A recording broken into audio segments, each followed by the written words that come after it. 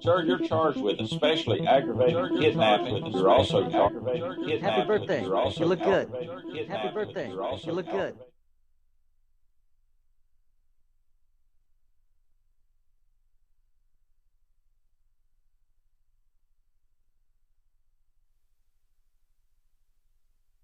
Have them send someone with more experience. Sir, you're charged with especially aggravated kidnapping. You're also charged with aggravated assault. And you're charged with theft of a firearm worth less than $2,500. You're talking about stuff that is not You will bring the jury. Hello and welcome to the Court of Public Opinion. I am the Recovery Addict, and boy do I have a case for you today. Why is the dog chewing on this guy? I think they have got the wrong guy They there. got the wrong guy, and the dog was biting him. He roughing him up quite a bit. There's a lawsuit. 9 out of 10 judges prefer watching the Recovery Addict live stream in their courtroom. The fireworks are not done. Now we're getting commentary on this. Dati mihi Anglican for his service on Literally not true. I didn't ask you to interrupt me. Is that correct? Oh, for crumb's sake. Good morning, good morning. Welcome to the Court of Public Opinion. I am the Recovery Addict. I'm sorry, you guys. It's just, at my age, I just need a little bit more time to get everything done in the morning. I'm just not as young and spry as I used to be. So I'm feeling it today. I'm feeling it, you guys. Oh, good morning, good morning. Happy Tuesday to you. It is a wonderful day, and oh my goodness. Oh my goodness. Kim kicked things off this morning with, okay, hang on. Kim kicked us off this morning with a massive super chat. Say it's your birthday. Woohoo! Welcome to the last of the 40s. This is my last 40s. My last 40s. What's up? It's on screen.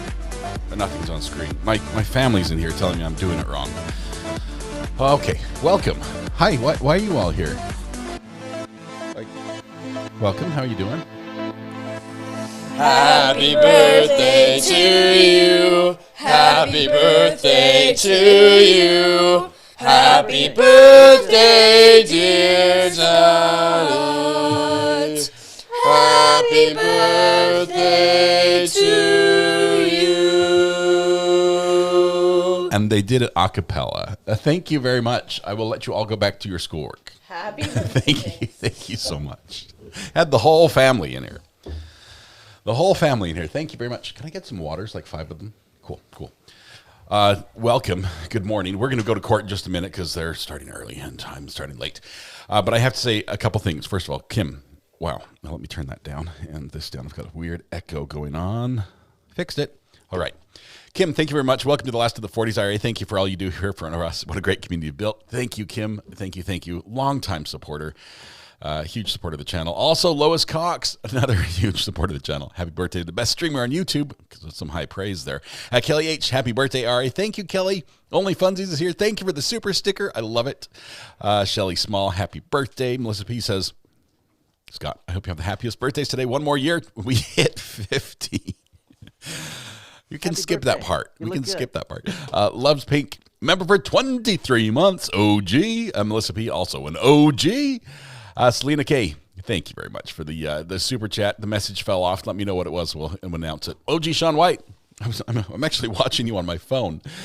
Let's go. Happy birthday. Hope you like the AI song. I'm going to have to rewind. I had to start my live stream right when you were doing it. You had some of the same issues I had this morning. All the joys of YouTube. Isn't it great?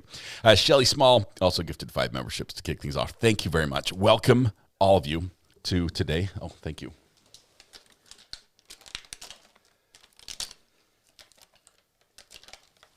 Water delivery has arrived. We're good. This will keep me hydrated for today.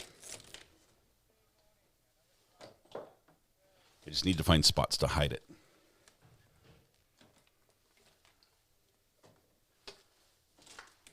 There we go. All right. Happy birthday. Oh, Selena said it was a happy birthday. That's what it was. Tarasanon. Did I say that right, Taras? Hey Sean, I hear him in the other one. Super sticker OP. Thank you very much. You're amazing. We've got to go to court. I'm sorry. We have to sing to everyone else who has a birthday today. which is wonderful. I'm so happy to share my birthday with you. And I already ate breakfast, but you guys, you can't start until I sing the song, so I understand. Let's go ahead and do this. It looks like it's definitely a 2-verser. Holy smokes. Anastasia, Ashlyn W., Barbara Schellenberg, BGOG, Christina Bingham, Crafty Jacks, Gabe, Jackie, Jen D., Jonah, who's a pup, hey Jonah, Kimbers, Ohio, Lily, Mimi NC, Rudy, me, and thanks Shanks. Wow. Oh my goodness. Let's do this. So everyone, wherever you are, stand up, deep breath, shoulders back, project your voice to the back of the room, blend your voice with a neighbor, and warm up with me if you will. Today's a good day to have a birthday.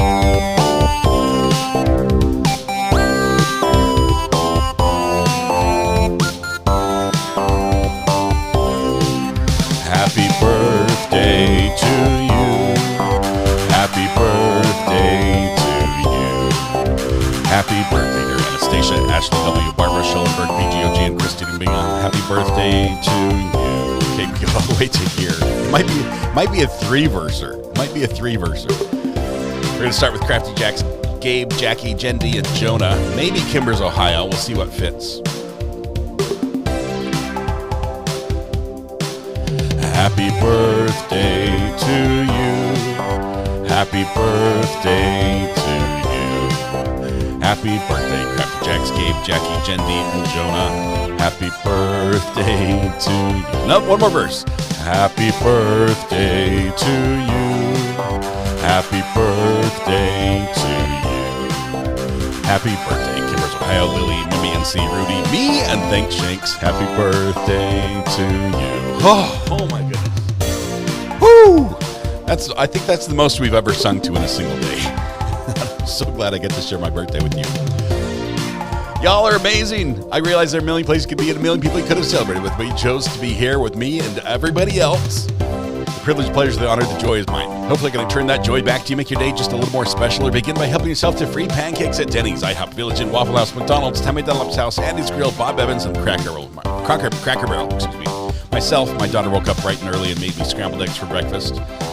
So I was awakened to the delicious smell of breakfast. It doesn't get any better than that. It really doesn't. All right. Welcome. One last verse with a little drum solo, and we'll finish this out. There we go. Legally Blonde says 28 months, 49 years. Happiest of birthdays to the real OG. As usual, the G in my OG stands for gangsta. Oh, check Venmo. Thank you, Legally Blonde. I appreciate that. I will in just a second. Melissa Chris, happy birthday, RA. Thanks for all you do. Enjoy your day. Thank you. 18 months on the jury. And by the way, also Legally Blonde on the jury. Thank you very much for your support. OG. You guys are keeping me hopping. And last but not least, we've got Mace Windu. Happy birthday, Scott. Thank you for the years of quality service. Mace, it's an honor. Thank you. I appreciate it. Glad I got to do it. All right. Now we have to go to court. Let's just skip court and celebrate your birthday. You may get demonetized today anyway. There's a high likelihood that this might happen. Thank you. I appreciate it. Selena K says, all right, everyone at Trail TV is wishing you a happy birthday. Awesome. Say hello to Chris and Aaron. They're amazing, wonderful partners and friends and content creators that love what we do as well. Love what we love is what I mean. Allison Garfolo, happy birthday. All right, thank you for everything you do. Allison, thank you. 20 months. That makes you an OG. Also, Pamela Weisenbach on the jury, 28 months, also an OG. Happy birthday, RA. Thank you very much for the birthday wishes. You know, we're here to watch court, though, and it started, so we're late on my birthday. I apologize. Dylan and Courtney. Oh, did I miss one? Oh, no. Dylan and Courtney. Happy birthday to you. Happy birthday to you. Happy birthday, dear Dylan and Courtney. I think you're twins. Happy birthday to you. There you go. We got you added on. Don't feel like we missed you at all. What is OG? It stands for original goat. But goat actually doesn't mean like screaming goat. It's more like greatest of all time. It's you're just the original. You're one of the founders. You've been here long enough. You basically own the place. All right. Samantha, thank you. Appreciate that. All of you are just amazing. Andrew C., happy birthday, R.A. Thank you. I will have a happy birthday. But I know you guys came for court, so let's do that. Let's kick this off and catch up, because now we're what? I think we're 10 minutes behind. I'm pretty sure I'm 10 minutes behind. Maybe more now. Okay, let's see. Do we have sound? It's going to be on 7. Checking for sound. We do. Okay, this is the weirdest thing. Happy birthday. You look good. Okay, I need that off. This on. This on. All right, good morning. We're back on the record with Case on Trial. Case on trial. Good morning, Your Honor. I first want to take up the issue that we left undecided at the end of the court day yesterday, which is the text messages that were written by Ms. Church to Mr. Fowler's phone. The ones at issue begin at 11:06 a.m. on November 11, 2022, after Mr. Fowler had been taken by ambulance to Anna Jake Hospital. If I've gone through the texts, I see that they continue up until the evening of November 13th, 2022. So they were all written at a time when Mr. Fowler went from Anna Jake's Hospital to Mount Auburn and finally to Beth Israel.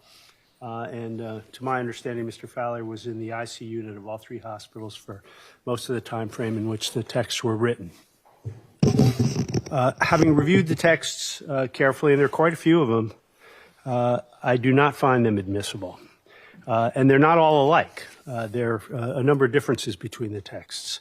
A number of them are somewhat inscrutable. That is, you can't really understand what they're saying. For example, there's a text, quote, "Now he's had an hour and 20 minutes to get his own spin on my truth." I don't know how anybody would know what that means. Some may be understandable, but they have no apparent relevance to my eye. For example, Ms. Church saying she needed to leave to check on the dog, but she had to wait 20 minutes because her keys were in Mr. Fowler's room. Or there's a number of texts expressing her animosity towards Leroy III, or describing a telephone call she received from some woman named Susan Sylvester. I don't find any relevance to those texts. There are a number of texts that express concern and love for Mr. Fowler, including in one a statement that Ms. Church is willing him to live. But the relevance of that particular species of texts depends on accepting the truth of the expressed sentiments. So they are hearsay. As the case law makes clear, if statements are inextricably intertwined with the truth of the matters asserted in them, they are not admissible. They are still hearsay. And so those texts expressing love and affection, desire that Mr. Fowler survive and the like, cannot come in as state of mind statements, because they only have relevance as state of mind statements if one accepts the truth of the sentiments being expressed. Finally, there are quite a few texts that essentially recite things that Ms. Church has done, such as calling or texting Tammy Carbone or Leroy III. Some of those texts recite what she's actually said or texted to them. I find these two are hearsay, and they're not admissible as state of mind statements, and I don't see any of them having any bearing on a Bowden defense. So my ruling is that those texts are not admissible. Okay, those are not the spicy rights ones. Preserved, Mr. Scully? Yes, just the same argument that we made yesterday, Yes. Judge, and note my objection. I do. What I would like to do at this point, if it makes sense, is separate that section of text from the others and ask that they be marked for identification. By all means. And then if it makes sense, since the others are coming in, we could pre-mark those for an exhibit when we get to that. If now's the right time, I'm happy to do that. Well, on these, you're going to be offering these through the testimony of Trooper Williams, correct? Yes, and my plan is to discuss them generally, kind of focusing on the 10th, which was the night, the 11th, which is the morning, pursuant to what the court had actually suggested. What we really want to show is a steady stream of communication and an overall content without going into the nitty-gritty of it all, so to speak. So Well, they will text kind of every hour. Yeah. And I think it's important to show that steady contact until the last one. Well, to approach it in whatever manner you wish to approach it. I wanted to just make sure that, as I explained yesterday, sufficient thought to the potential downside had been given. I have every confidence that it has. You explained fully and understandably why you want the texts themselves in, and that's fine. Why don't you? We'll just mark those texts when the trooper's on the stand during cross-examination. You can just say you've seen and reviewed texts that were obtained from the phone, and here they are, and we'll have them introduced at that point. I know we have our jurors. They came in early, despite me telling them that they could wait a little bit. Anything else we need to discuss before we bring them in and proceed with the trooper's testimony?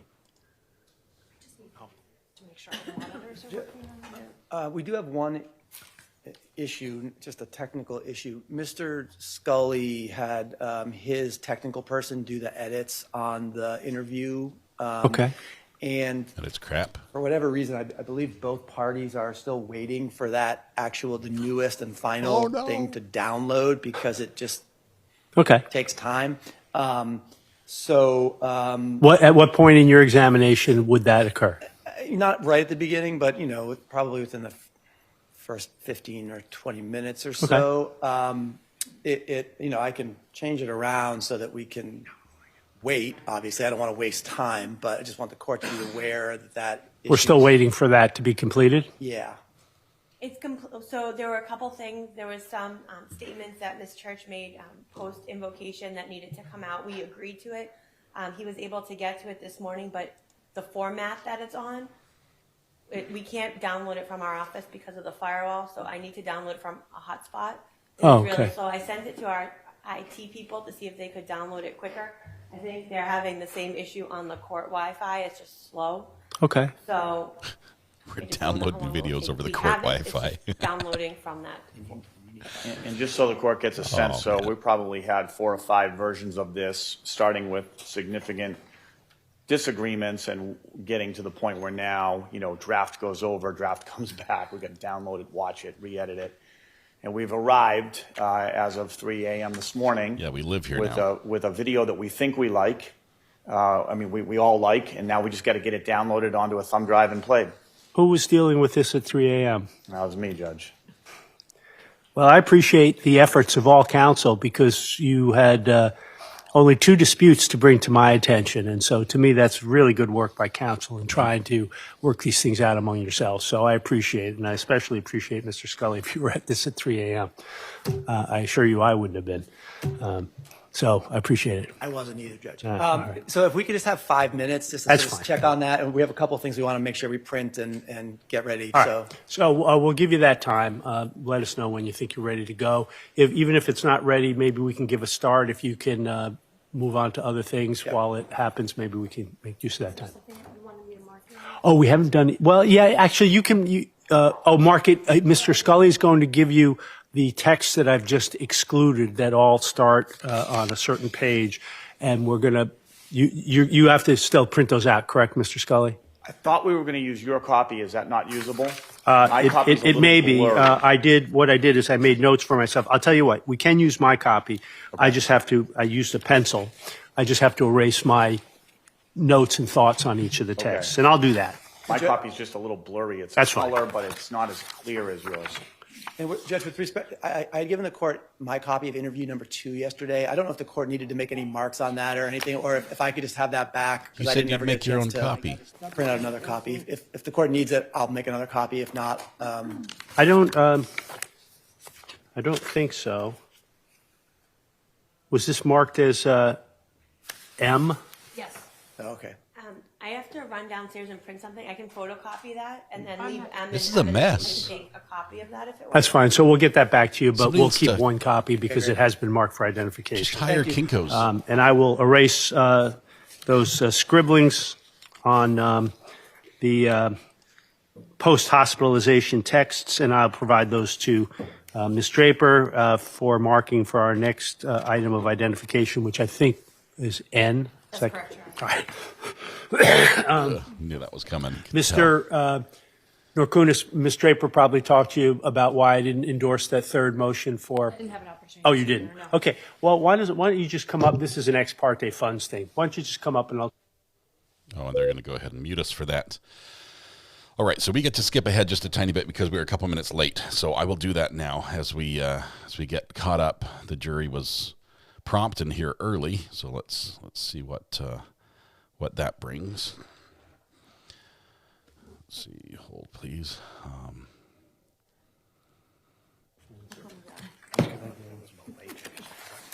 Sidebar. Mini Banana, thank you very much. All right. Wendy, I have not seen the giant blow up Pickles yet. Oh no, oh my goodness. All rise. All rise. Yeah, it's going to be whoever's faster. Okay. Brief recess. What was that mean? Okay, now they're talking again. Keep that off for a second. Yeah, someone said giant blow up Pickles. Better hope the copier doesn't jam around out of paper or require like a quarter per copy or something. They might be sticking nickels in there all day.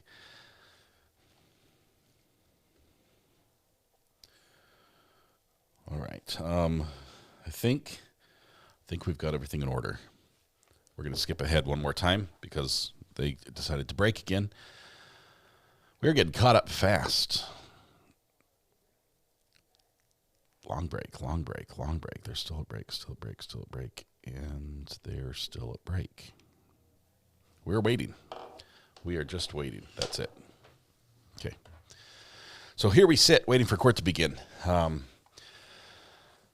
April 3rd, Chrissy. That's coming up quick. Yeah, I do have to apologize. Surprise, surprise. You know how I did all those things for YouTube to try to get my YouTube account brand manager person to like me and be able to talk to me?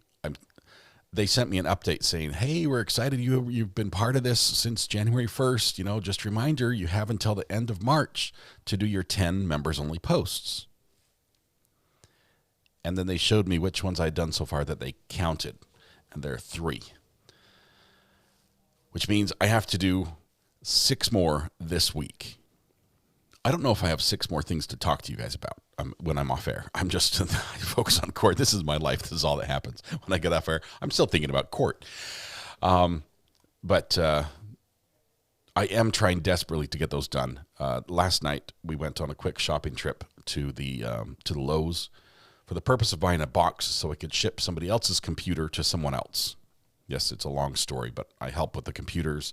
This is an old computer. I've already decommissioned it and wiped everything, but I have to ship it to someone else for the company so they can legally check and make sure that I've actually done it right, and then they're going to probably send it to Africa or something. I don't know. That's what they do. They send old computers to third world countries. That's sort of the program. This computer is like the worst possible size. It's only like that thick. It's like a monitor only, all in one, a Dell, but the base is like you can't take it apart. And it's L-shaped, so it's about 9 inches across the bottom, square, and then about 15 inches tall. And it just requires a massive box to go in, so I can't ship it unless I put it in a huge box. So I have to just take it to UPS store. Anyway, I went to Lowe's to get a box for that. Found out they didn't have a box that would really work well, and then I ended up buying 6 bags of bark because why not? Because we need to cover the mound out by our driveway. We have an old tree that was covered with dirt. They cut the tree down, piled dirt around it to hide it, and then now we put bark on the pile to make it look like it meant to look like that.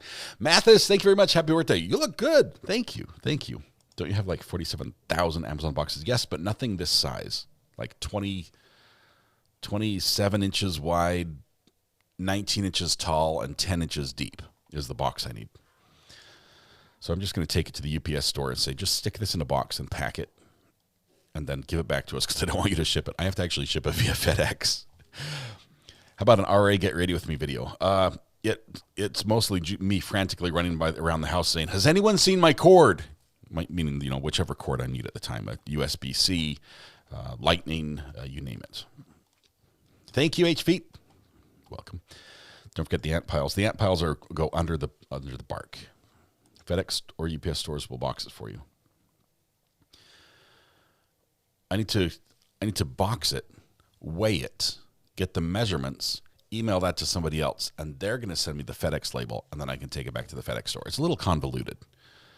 Do a live cooking again? Oh, that would be great, because I would get to eat the food. Anyway, so that's, you could show us the cat again. I could. The Kiki hasn't been around for a couple days.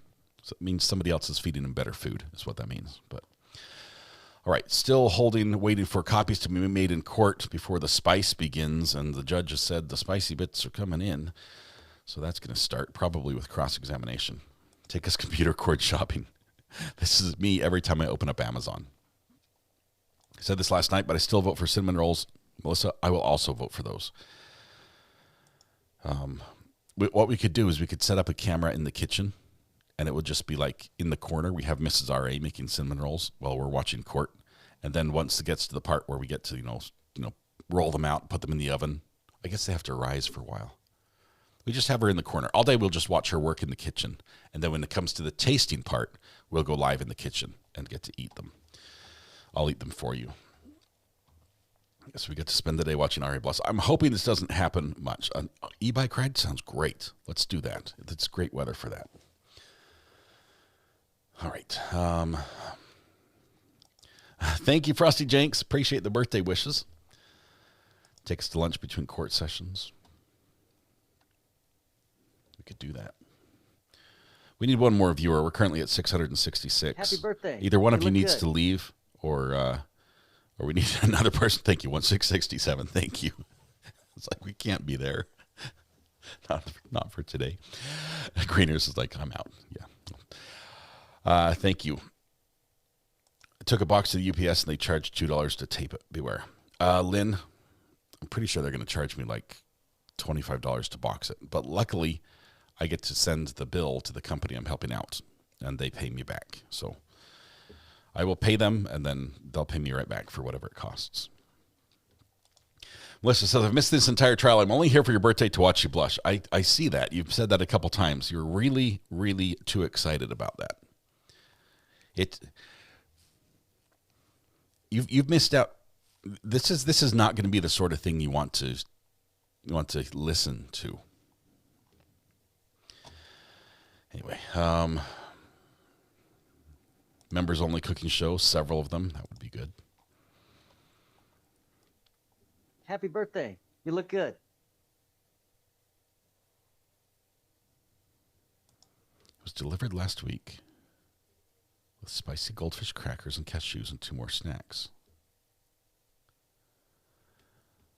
Wendy, they didn't give it to me. When are we going to break for lunch, Judge? We won't have to go back and say you should have another package back there. If you're able to give me the tracking number, not here in chat, but like on the burner phone, I can go back to them. They can find it.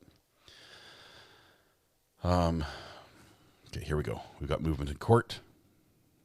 No, we don't. It was just cameraman just dinking our chain a little bit. All right, Melissa says, my twinsy told me they were going to be spicy texts. There was no way I was going to miss watching Ari spend his birthday blushing. It's not good spice. It's not good spice. Birthday cake in milk today on stream. There's a chance if they get, I don't think the cake's made yet, so it'll be later today.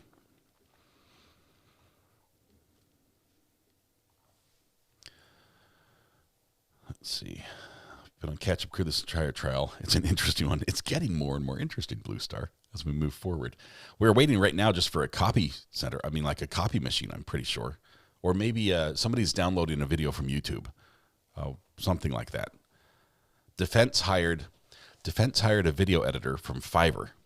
If you know what Fiverr is, it's like a website where you can hire people who generally work for very, very little money. And the idea is you're getting a professional on a gig type setup. So you just hire them for one little thing, and they do the project, and then you pay them a little bit of money. Usually you get somebody from out of the country who's willing to work for wages that are considerably lower than what you might find locally. And sometimes you get good quality and sometimes you don't. So Defense hired somebody, I don't know if it's really from Fiverr, but they hired somebody who produced a product that the content was acceptable to both sides, but the format it was produced in or the website it was produced on is not allowing them to download it through the court's firewall. Like their internet won't let them go there. And now they want slow Wi-Fi trying to download this video they want to play it for court. And it's going very, very slowly. All right. Ladybug's mom just checking in here from Charles George VA Hospital, waiting to go home. Hopefully it's all good news and you get to go home soon. The waiting game is never fun at a hospital, I can tell you that. And let me, Ladybug's mom, do you have earbuds in? The reason I ask is there's a chance today some things might be said in court that might even shock the nurses in the ER. I don't know who you're around at the hospital. Just be aware that things might happen today that you'll either want to maybe turn the volume down for, or at least have headphones in. So it'll raise some eyebrows. Wendy, thank you very much. I'll check that out as soon as I go to the post office. I'm alone in my room. You're good then. Crank the volume. Enjoy. Headphones on all day. Let's see.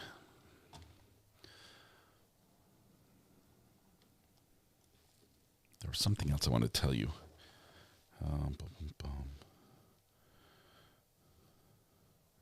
What happened? Oh, last night I was so productive. You know, I've been making these little AI songs for some of the trials we watch, and they're fun. And it's all in good fun, and we laugh a little bit, and some of them turn out pretty good, and some don't. I started playing with AI to try to see if I could actually do something useful with it.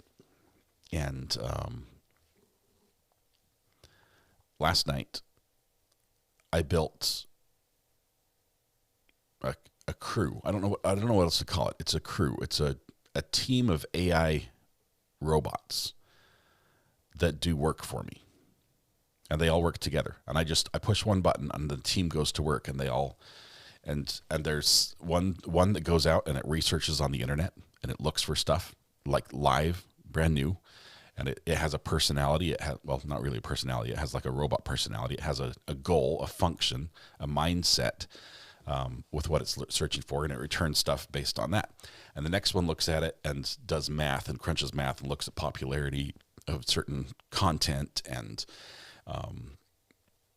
pricing of products in that niche.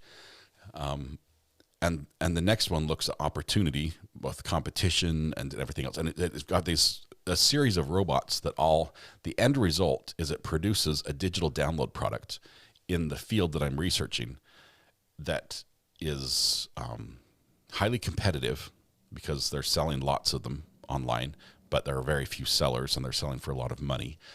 And it produces it and spits out generated a PDF of this digital download. And it does it all automatically. And it's crap. I cannot tell you. It is crap. The product it produces, my youngest child could probably make a better one. But I was so proud of that because it was my crap. And I programmed this. It took probably 3 hours just to troubleshoot the Python coding to get all this working right. But I can now make a crappy PDF at the push of a button that people don't want. And so I thought I'd brag about that just a tiny bit.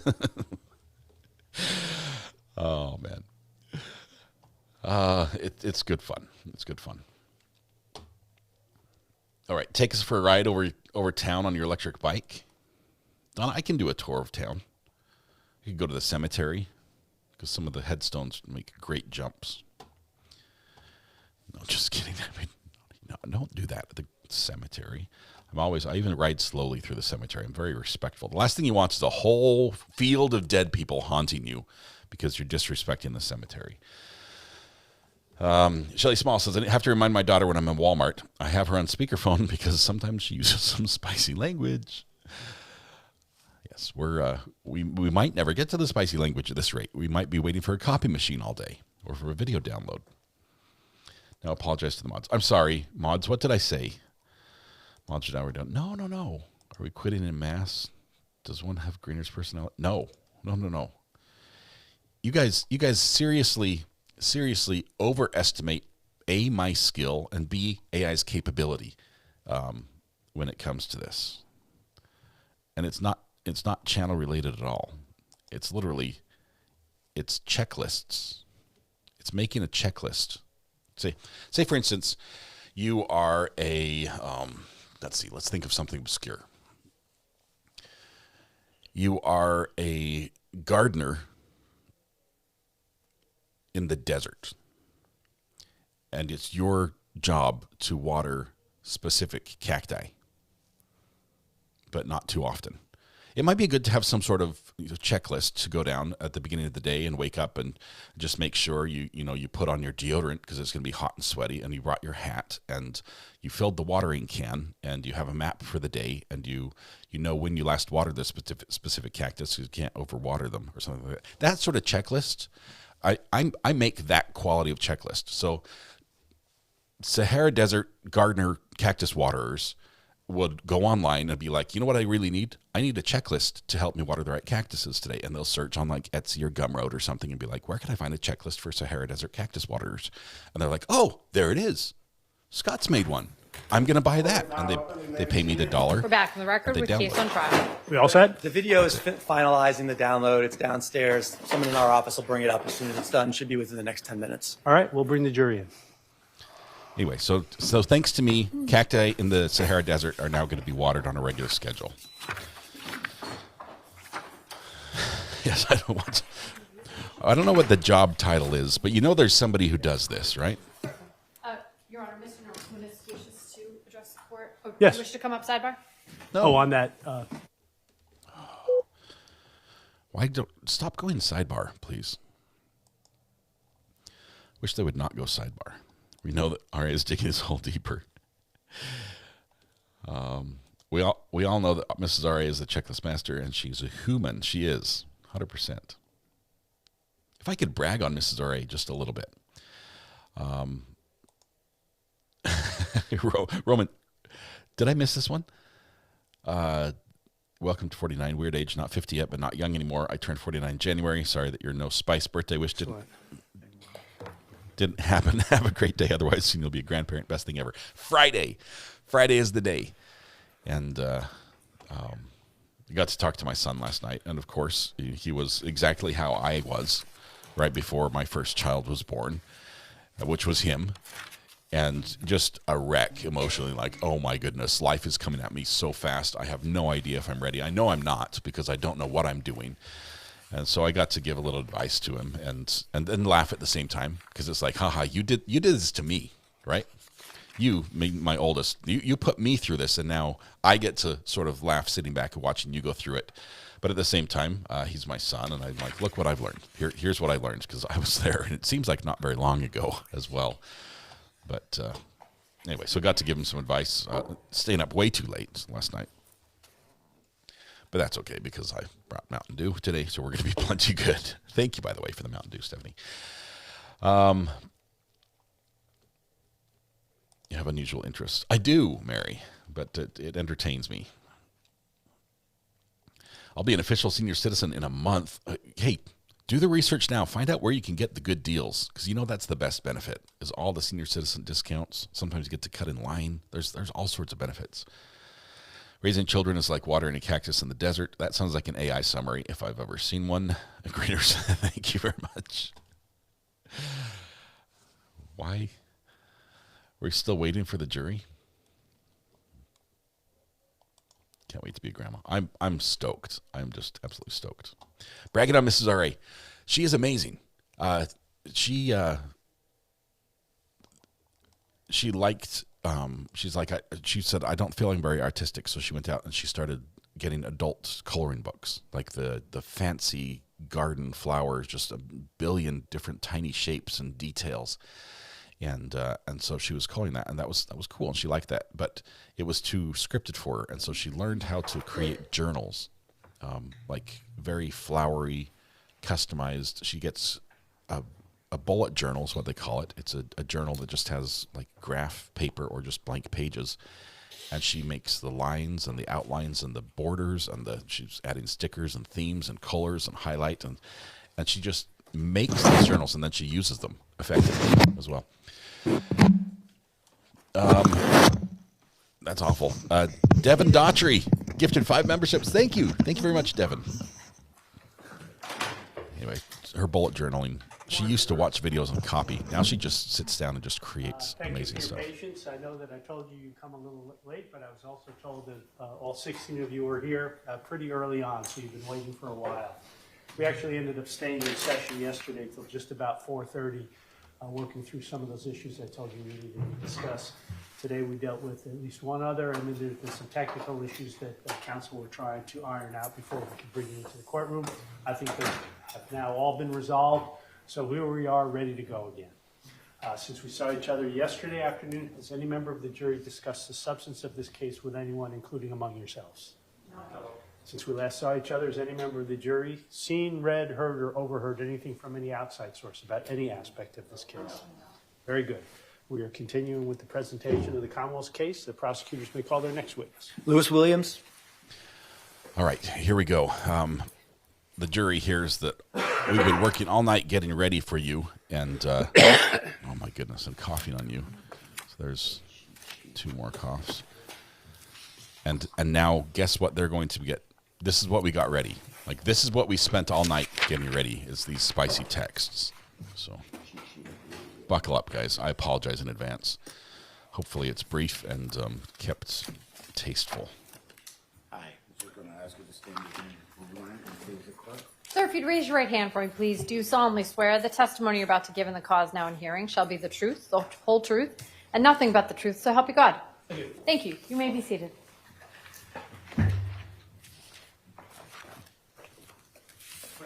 Good morning.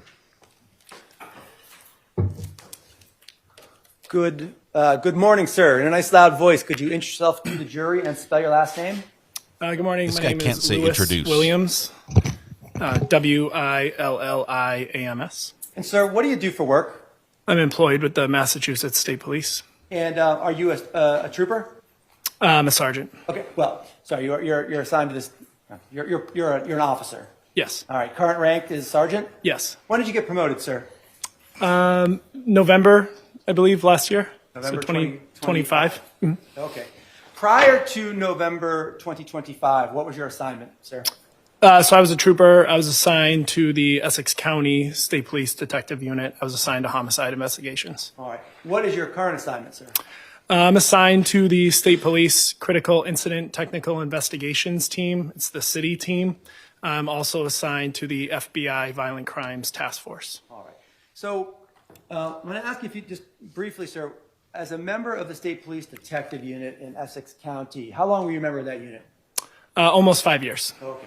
And as a member of that unit, sir, what were your duties and responsibilities?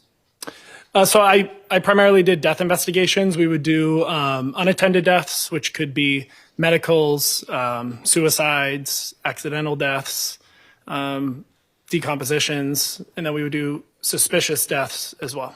Okay. And over the course of those 5 years, how many of those death investigations did you participate in? Approximately 275. And that would include all of the homicides, the suicides, the accidents, the unknowns? Yes.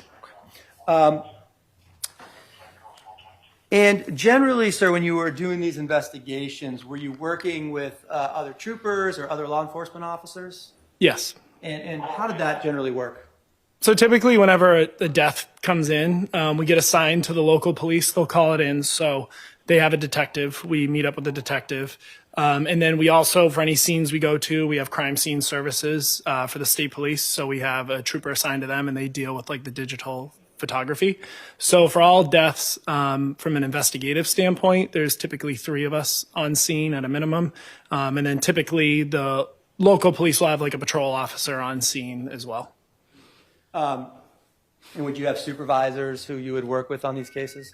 Yes, so we had an on-call schedule. The troopers were on call, you got a 24-hour block.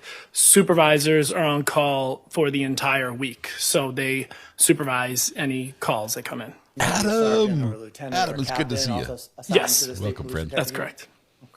All right. Now, sir, I want to take you back to November 12th of 2022 specifically.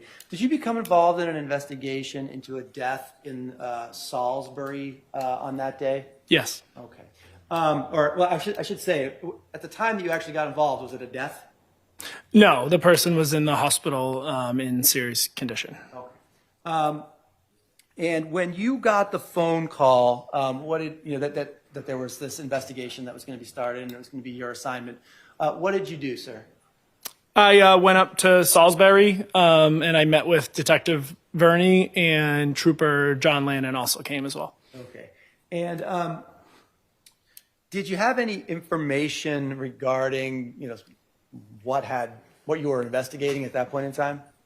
Yes. Okay. You had spoken to Detective Verney about information that Salisbury PD was in possession of, correct? Yes. Okay. Had you spoken to anybody else at that point in time when you sort of were driving up there and meeting with Detective Verney about information that they had? No, the only my supervisor, he knew what was going on, and that was really it. Okay. At some point, did you decide to talk to more people who might have information relevant to the investigation? Yes. Okay. And who were those people? So we spoke to, the first person would be at the police station. We spoke to Dr. Vaz. He had told us about his concerns that he had on some of the blood tests and possible ethylene glycol poisoning. All right. And Dr. Vaz was one of the doctors who worked at Mount Auburn, correct? Yes. Okay. And so having this information from did the information that Detective Verney gave you include the fact that there had been a 911 call the day before at Mr. Leroy Fowler and Judy Church's home in Salisbury? Yes. Okay. Did you get a chance to listen to the 911 call? Yes. Okay. And did you get a chance to review the body cam footage from Lieutenant Delaria of the Salisbury Police Department who responded to that call? Yes. Now, armed with that particular information, sir, what was the next thing that you decided to do? So on all death investigations, the first person you typically want to talk to is the reporting party, as well as like the last known contact. In this case, Judy Church was the reporting party, and she was the last known contact with, not the deceased, he was still alive, but the Leroy Fowler. So we went to try to speak to her first. Okay.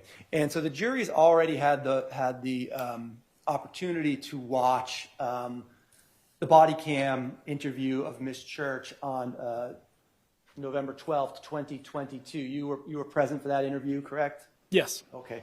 And Detective Verney was actually wearing the body cam, so you can actually be seen in that video, correct? Yes. Okay. Dr. Baz defers to the medical examiner. Just a couple questions, sir, about that interview. At one point in the interview, Miss Church said to you that he, referring to Leroy, went away a lot. What did you understand that to mean at the time she told it to you? When she was saying like he went away, because narcotics had been brought up, so I wasn't sure if like she was talking about like, to put it bluntly, kind of like going on like a bender. Like he would go away and like use drugs or alcohol. Like I didn't really know much about who Leroy Fowler was at that time, so I figured he was just like going away to be on a bender, to be honest. As you learned more about the investigation and had the opportunity to speak to Miss Church again, what did you come to understand she was talking about at that point in time?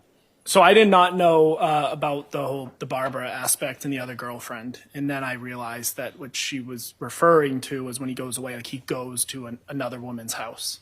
Just jump straight to Bender. At some point during that interview, did she become particularly agitated? Objection. Which interview are you talking about? First one, Judge. Judge, could we be seen at sidebar briefly? Yes. Sidebar it is. So this officer is like, he talks to Judy, and Judy's like, "Oh, Leroy goes away sometimes," and he's like, "Oh, like on a bender? Why would that be the go-to if he doesn't know Leroy at all? He just assumes that, he just goes down under the overpass and lives in a white van by the river and smokes crack. Was that what he does? That was quite a jump. Probably the worst jump I've seen in this. I would assume that too, I guess.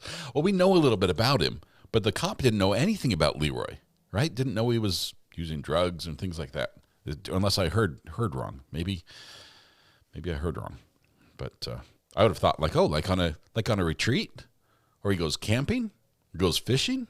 There's lots of other places people go often. Going bowling, right? Going out with friends. Going on a bender, apparently. That's where people go. Judgmental much, just a little bit. Business trip. Seriously, Leroy did have a white work. Yes, he did, Northwest. Maybe he saw the van. He's like, seen that down by the river. Oh, man. Sort of funny. The objection here, the defense is trying to head off what could be, more bad stuff for their client. And they had a lot yesterday. A lot came in. The funny part about today is the defense knows that in bringing in some of these text messages, the prosecution gets to basically rip up, shred, and throw in their face the motion in limine that kept so many things out. They're literally going to kick the door wide open with these texts that don't make her look good. Okay, this is not the sort of thing that will endear your client to the jury. Okay, this is going to be like, whoa, okay, that's different. Most of them, I mean, there might be someone who's like, yeah, that's cool. I'm right with you. I understand. Hey, that makes sense. That might happen. Probably rare. Okay, it's not. Judge is still masking up. Massachusetts, never mind. In Massachusetts, it might be like. About how long did you stay and talk to Miss Church? First interview? First interview. Probably like 45 minutes, 30 minutes, something like that. All right. Did she draw your attention to a particular crawl space under the house? Yes. Did you take a look in there at her suggestion? Yes. All right. Did you notice anything in there that looked like it was problematic or could be relevant to the investigation? No. Now, after you completed your interview of Miss Church, did you speak to some other individuals? Yes. All right. And who were those individuals that you spoke to next? It was Leroy Fowler's family members. All right. So Leroy the third. Yep. Michael Hawkins. Yep. Billy Eden, Tammy. Billy Eaton and Tammy Carbone. Yes. Okay.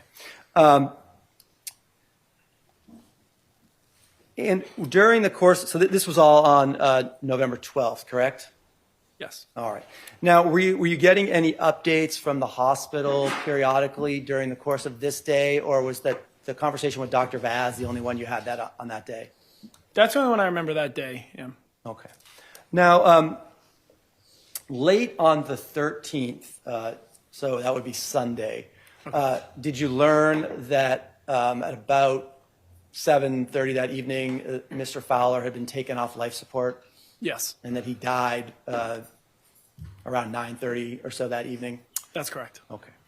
Now, into the 14th now, did you decide to do a couple of things to further the investigation at this point? Yes. 14th being Monday, right? 14th being Monday, okay. yes. Yep. So what were the sort of the two main things that you had decided to do as of the 14th? I drafted a search warrant, got it signed. We went, executed the search warrant, and also asked Judy to come for a second interview at the Salisbury Police Station. All right. Now, did you actually conduct the search warrant, the search, or did that take place at the same time that Ms. Church was speaking to you down at the police station? Yeah, they were simultaneous. Okay. So you were not there for most of the search? That's correct. Okay. Did you brief the officers who did conduct the search about, the nature of the search? Did you guys have a conversation beforehand about the nature of the search, nature of the case? Yes, we all met at Salisbury Police Station. They have a little like conference room off the main lobby, and it's pretty typical. You just will go over the addendum on the search warrant, what you're looking for, and give them like a background on the case, and then they start the search after that. Okay, and the search warrant tells you what you're allowed to take and what you're not, essentially. Yeah, you have a list in Addendum A that'll tell you specifically what you can take. All right. Now, in connection with the interview of Miss Church, did you also have a search warrant to take her phone as part of the search? Yep, that was in the same search warrant. It was in Addendum A for her cell phone. We're getting to the phone. She actually, she was physically in possession of that, and you took it from her? Yes. Okay. Now, as part pry it of from her your training, have you been trained to use a couple of programs that have been testified to about earlier, one being Cellbrite and one being Gray Key? Yes. Okay. And what do you understand those two programs to do? So they both do similar things. They do like forensic extractions of cell phones. They can do computers and things like that too, but for what we mostly do is cell phones. So they'll extract the file system, which can then be uploaded into Cellbrite Physical Analyzer, and then you can analyze the documents, and then you can produce a reader report as well. And it just essentially memorializes all the data that's within the phone into like a readable format. Okay. And like the search of the home, were there limitations placed on what you were allowed to search for on Miss Church's phone? Oh, for the search of the phone, yes. Mm-hmm. Okay. And so you, the search of the phone for text messages or other messages was limited to November 8th to November 14th. Is that correct? Yes. Okay. And you were allowed to do a keyword search through the phone for particular words that may have been relevant to the case. Is that accurate? Yes. And just for, and it's probably obvious, but just for, so it's clear, when you do a keyword search, sir, what does that mean? So you're searching like the entire phone for that word. So just say it was like football. You would be searching the word football. Does this pop up anywhere within this phone? So there wasn't necessarily a timeline associated with the keyword searches, but the November 8th through 14th was all those messages we were allowed to see. Okay.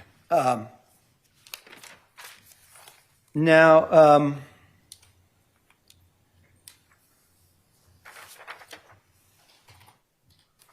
let's start with a couple of photos, sir. You did take a look at the photos that were contained on Miss Church's phone. Is that fair? Yes. Okay.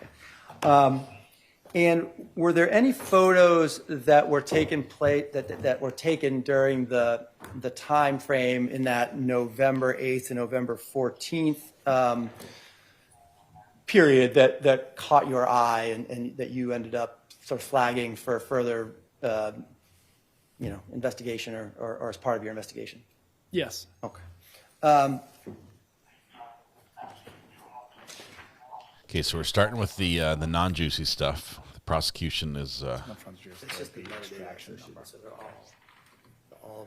prosecution's going to get in stuff that they think is relevant. Defense is going to bring in these spicy things. The whole purpose of this defense bringing in the spicy stuff is to try to show that they were in a good relationship. She wasn't homicidal. Do you recognize what's those 2 pages? Yes. And what do you recognize that to be? It's a picture of Mr. Fowler in the hospital bed. He appears like somewhat, sedated. He has wrapped birthday presents placed on his body and a cupcake placed on his chest.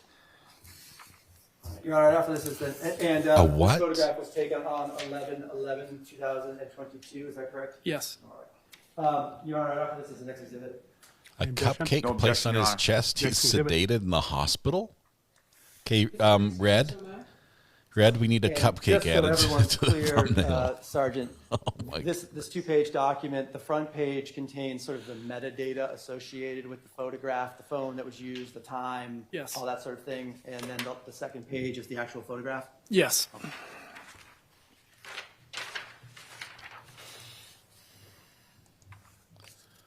And the thumbnail looks amazing, Red. I just grabbed the latest one, but obviously we're going to get a little update here again. I'll get this updated. Another cough. All right. And as I said earlier, this was found on Miss Church's phone. Holy smokes. Yes. Little Debbie's sitting there on his chest. Wish you were here, enjoying this cupcake without you, but yet on you. The hostess with the mostest, delivering the goods and the proof with the phone. It's not even homemade. Not even a good cupcake. Hostess, not a sponsor. Did she make a wish? Maybe she lit a candle. You know, she almost light the guy on fire. See how long it'll burn before he blows it out accidentally in his sleep.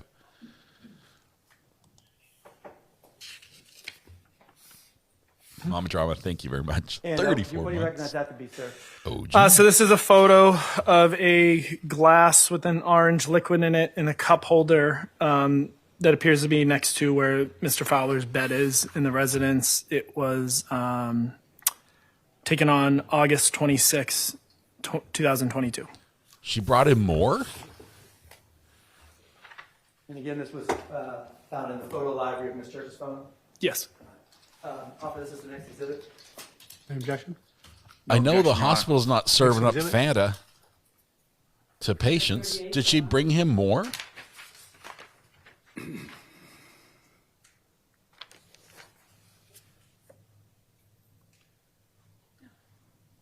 Okay. This is the home. Okay. I thought this was it was the hospital. It's a little blurry, unfortunately, on this screen, but we'll do an auto. Right there next to the fingernail file. You got your hygiene and your hydration next to each other for convenience. Peter, thank you very much. OG. One more month and I'm red.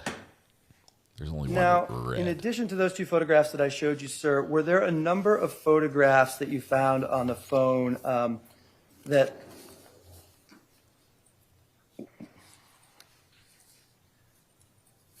were all photographs of Mr. Fowler and Miss Barbara Randall? Yes. This is on Judy's phone. She's taking pictures of Mr. Fowler and Barbara, like a stalker.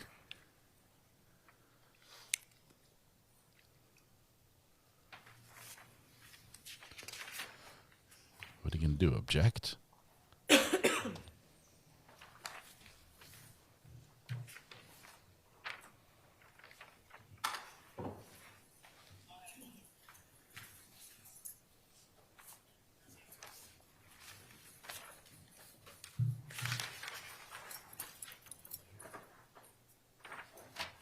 They must be good. Defense is taking their time. They're stalling. And so I'm going to hand you four different two-page documents, and just ask you to take a quick look through those four.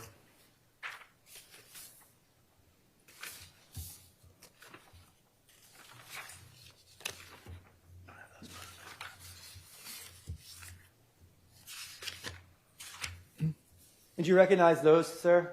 Yes. And what do you recognize those four photographs to be? These are photos of Mr. Fowler with Barbara. On various dates, is that fair? Yeah, so do you want me to just go through them? Or? Yeah, well, let me, Okay. Your Honor, at this time I'd ask that these be marked as the next four exhibits. Any objection, Mr. Scully? I have no objection, Your Honor. Thank you. All righty. Exhibits Lindsay Ross. 39 to 42.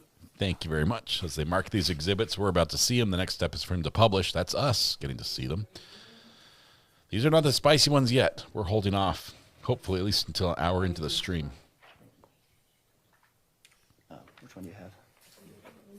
Looks like... Maybe that. How long have we been going?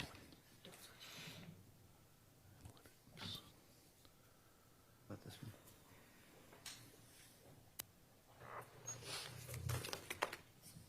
I think we're good. And I think we're an Trooper, hour in. excuse me, Sergeant, I apologize. It's fine. Hard to remember sometimes. You as a trooper for so long. Yeah. What were the dates associated with each of those particular exhibits there? Okay, so this first one looks like it's a screenshot of a video, and it appears to be like Leroy Fowler down on one knee in front of Barbara while she's sitting in a chair. That one's on July 12th, 2022. What number is that? I'm sorry. So what number is that? Oh, number 40. Thank you. Yep. The next one is number 39. He was a romantic. That is a photo of Leroy and Barbara sitting in like a park chair with like a small child in the middle, like smiling for a photo. That is August 8th of 2020. This one appears to be actually a number, sir? It's number 41. It appears to be a duplicate of the one I just said. It's Leroy and Barbara again in a chair with a small child in a park from August 8th, 2020. Yep, August 8th, 2020. And then the next one is number 42. This appears to be a screenshot of Leroy and Barbara just like smiling to the camera. That's on August 4th, 2020. Okay, we're getting the tame stuff from the state and the spicy stuff from defense, so buckle up. Song Chef, thank you very much. So we're just going to show you on the monitor, sir, what has been, and show the jury what was marked as Exhibit 40. It's happened in 2022. Most murder trials are about 3 that years appears out. to be a screenshot of what appears it to be actually a video file, correct? Yes. Okay. And this is just the screenshot, though, not the actual video file itself. Yes. And these were all found on Miss Church's phone, correct? Yes. Okay. Okay. No. It's like he's practically kneeling on her. Can the screen be put on? Is there a button? Where's the button? Where's the button? Need a second, Judge, to see your screen working? This one's not, so Okay. it's hard for me to see the other one. So Ms. Draper's going to fix me up. Cellbrite extraction report from the Apple phone. That's what we're looking at here. The judge is asking for his tech to start working because it's not. So we have paged someone. No worries. I won't delay anything. Thank you. I'll just see it from here. I can also hand it up if the court would like to see the Not exhibit. necessary. Okay. I'll troubleshoot at the break. The clerk is also the tech person.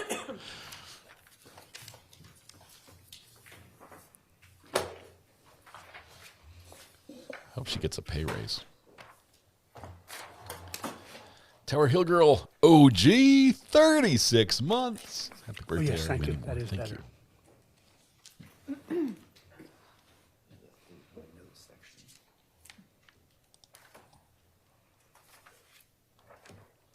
I wonder if she took a picture of someone else's phone or transferred them from his phone to her phone. Cellbrite should have the metadata on that could tell us. Allie, thank you very much. Sir, I'm going to hand you now three separate documents and just ask you to take a look at those and let me know if you recognize what's depicted in those three documents, sir. Don't think they've shown the defense yet, these ones. Yes, these are notes from Miss Church's phone. All right, so those were found. So she was using she had an iPhone, correct?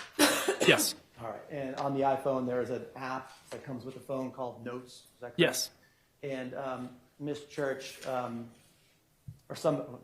on her phone were a number of notes in that notes section, correct? Yes. And these are three of the ones that you found during the download of the phone. Yes. Okay. Are these the equivalent of a Google search? What do we have here? These are the next three exhibits. They may be admitted. Mr. Scully? No objection. Thank you, Your Honor. When he says it that boldly and strongly, you know he does object and wish they didn't come in. It's 43 through 45. Now, that Kitty cat, thank you.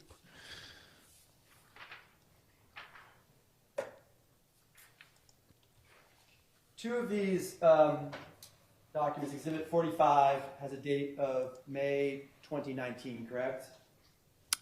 Yes. Okay, and Exhibit 43 has a date of May 2021, correct? Yes. All right, and then finally, Exhibit 44 just for whatever reason, the download did not find it. There's no date associated with that particular download, correct? Yes. Thank you, Unholy Saint. Appreciate it. Thank you very much. It would be. I'm going to hand you the document that's now been marked as Exhibit 43. That's the shortest of the 3 notes. Is that correct? Yes. All right. And I'm just going to ask you to read that one out loud, sir. Okay. Hey, hello. Hi. Listen, read carefully. I never want to see your cunt scratched, cunt gouged, cunt sliced, cunt bashed, cunt loving face ever again. With that said, let me know when you want to get your shit and get the fuck out of 108 in Massachusetts and my life. I will disappear so that my wish to never see you again happens. Take everything that is yours, including Springer, not Salt. What you leave behind, I will consider abandoned. I will get rid of it with pleasure. And don't make this a reflection on you. It's on me. Happy to be the bad guy so long as you're gone. You mean as much to me as I do to you. Can you be an adult? Probably not so. I want to be as far away from your anger and vile words as possible. Let's just do it. Over and done. Thanks for the memories. And if you're wondering, I'm dead serious. Just tell me when. I'll make myself scarce so you can take your shit and fade away. Oh, and thanks for that special gift and money you said you'd give me. I mean, it's not like I ever thought I deserved so much from you. Nah. Spoil that abusive cunt. That twat deserves it. And P.S. Please put my wheel back on bike. Take all yours. Again, you are wonderful.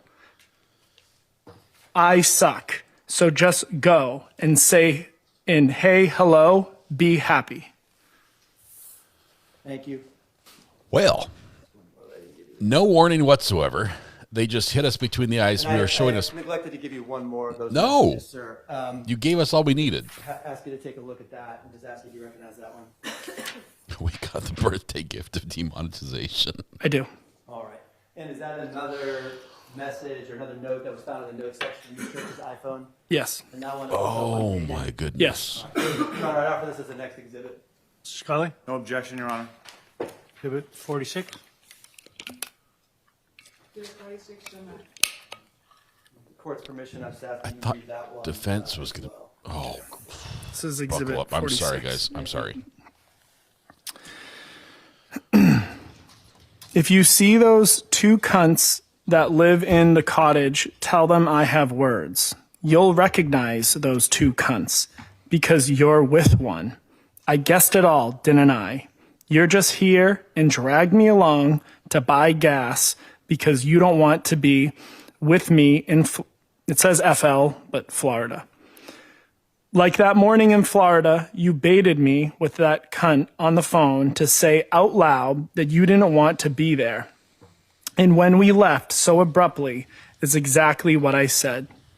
That as soon as we got home, you'd leave, and you did just that even though you promised otherwise. If you don't want to go back to Florida, just say so. If you and I are done, just say so. I'm not going to fork over another penny for you to fuck me over ever again, because I know you'll just still drag that skank bitch back with us. You keep complaining about the cold and that you want to go home.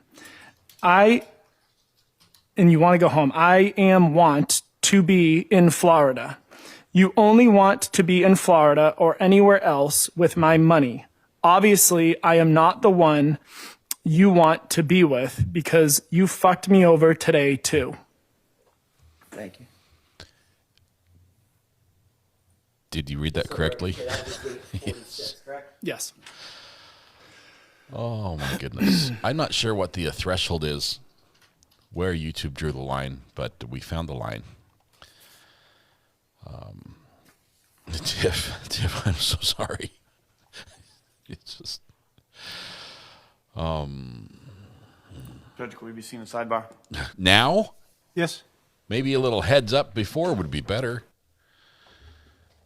We were seeing pictures of two people smiling and holding hands, and then you read this. And let me I have to put this out there. This isn't the spicy stuff. I know. This was not the spice we were worried about. This is something that flew under the radar. Oh, my goodness. Tiff Ritter, great to have you here. Thank you. Love the crew. Let's see. Well, they said nothing. There was no warning about this. Nothing at all. Wait for it. Yeah, in case you missed it. You did not miss anything this morning. You missed nothing. You can start right now and not hear anything that happened before, and you'll be okay. I didn't count. I thought we had a cough counter that was going to be way up there. I didn't realize we had spelled it a little wrong and could have had the same count.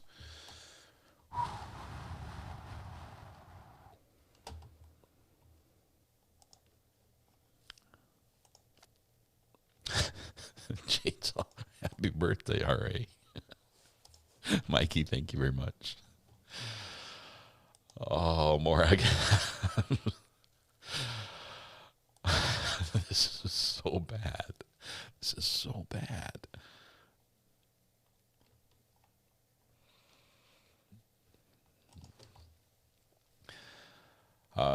Yeah, seal and stitches. There's no need to rewind. Melissa's like, okay, I apologize. It was worse than I thought.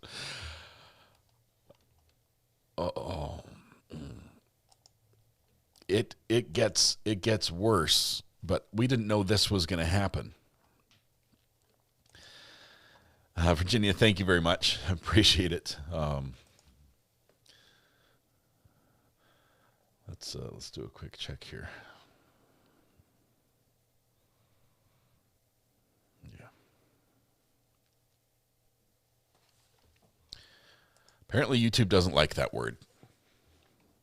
They don't like it so bad that they'll turn it off. They just like it so bad that they'll keep the money. But have no fear.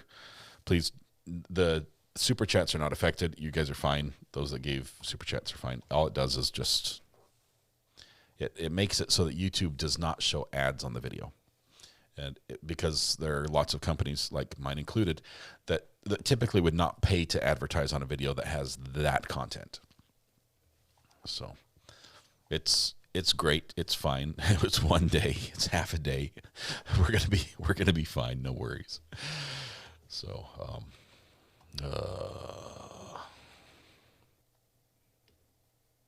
she was angry. That is really, really angry. And what's with the cupcake on his chest? I mean, I was still thinking about that. Was that pre-voodoo? I think that's during voodoo.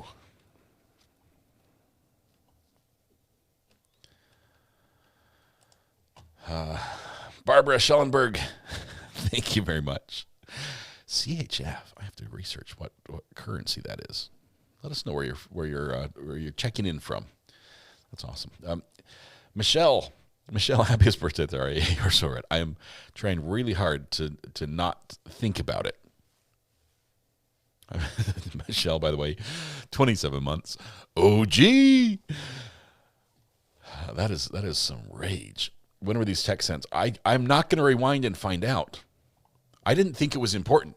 Honestly, when they read the dates and this is what happened here, I'm just like, okay, this is just like, pictures of, a note about he went to see Barbara today or something. That's what I was expecting. So in my mental catalog of like things that are important in this trial, I didn't think this is when she went off the handle. This was the exact time we got demonetized. No, I didn't think about any of that. I just thought it was going to be like, more stalking type stuff. Not like this is what you say right before you murder someone. Which was that. It's the least I can say. Vern, thank you very much. You being here is enough. That is wonderful. Thank you. I honestly, to all of you who are wishing me happy birthday, thank you. Thank you. It's enough. It's enough. I feel loved. I feel like you guys have definitely recognized my birthday. I will say that none of y'all were first. My mom texted me at 2:00 in the morning, which like 2:01, which was midnight 01 her time. And she's like, happy birthday. I hope I'm the first.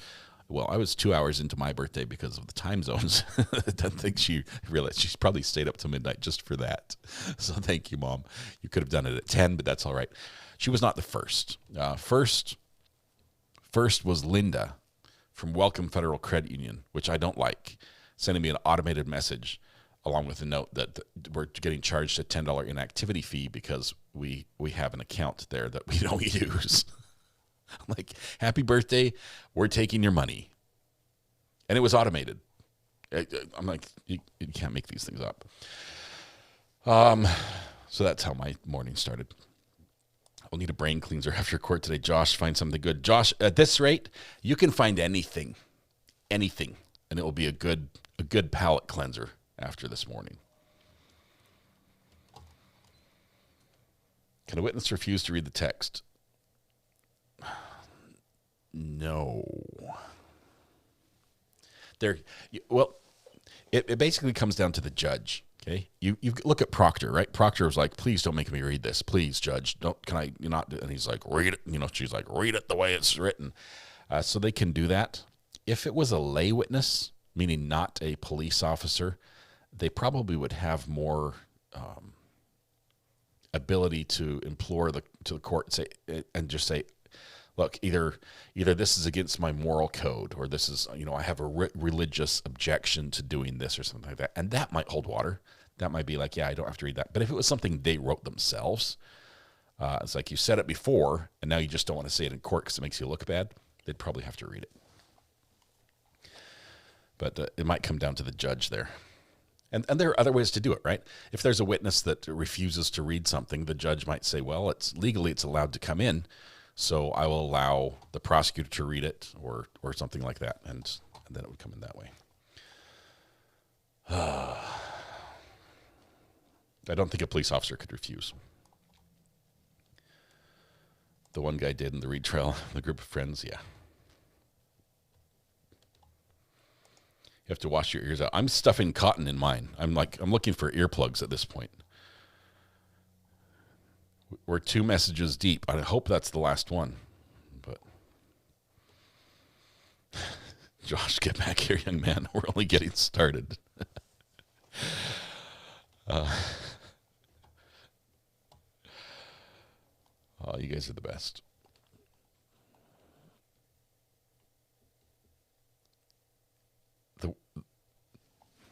I hesitate to look because I know there's probably already a clip on Twitter.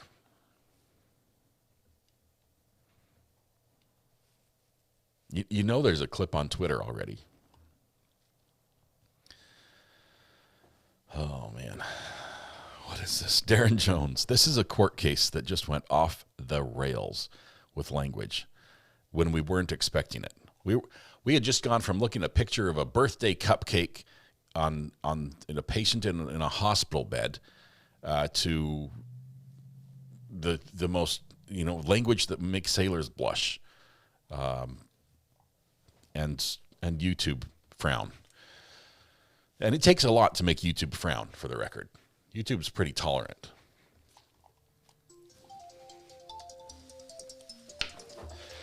While we're waiting, Amber's calling here. Let's say hello really quickly, see how she's doing. Amber, good morning. How are you doing? This was the Did you know this was coming? Did you check the court records and see? Oh my goodness. No, I did not. I just have to say for the record, because you haven't looked at mod chat yet. Dare I? Poor greeners. Poor greeners. Is he frantically deleting messages? Hang on. He did an all-call in mod chat. What happened? He did an all-call in mod chat for all hands on deck in chat. What's sad is we've actually had worse than this. It's getting worse. That's what I'm worried about. And the problem is when the prosecution does this, you think the defense is going to counter with like equal or better, right? Because it's a competition between the two. Like, oh, you can do that one, I can do worse. We know they have worse is the problem. They even have pictures. Even better is I was on a phone call when that message, that all call text came through mod chat, and I started laughing on my patient call while I was scheduling them. So this is really going to be interesting for me today, trying to listen to both things. You could have had the live stream on speakerphone and been out of the office, and somebody be walking by and hearing what's going on. Happy birthday, boss man. Thank you, Hope you Amber. have a wonderful day. Yeah, get back to work. I need your help today. Thank you. Bye. Oh, man.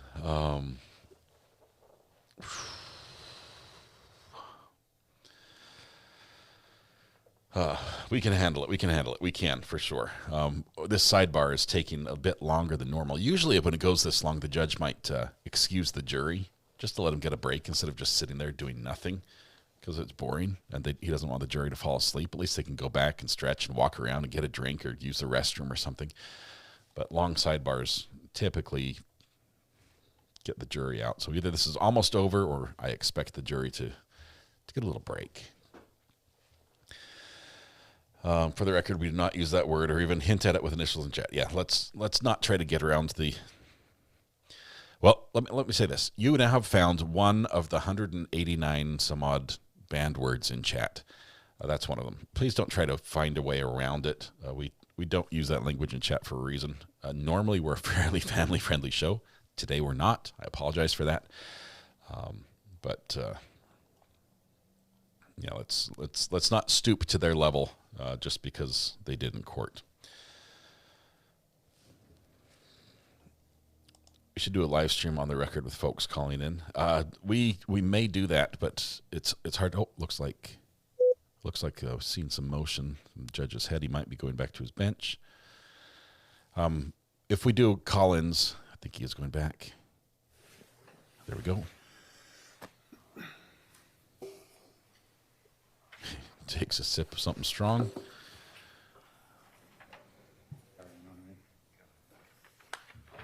And we continue. Judge is not pressed. Thank you. Trooper, I'm going to hand you a 2-page document and ask you if you recognize what's scripted in that document.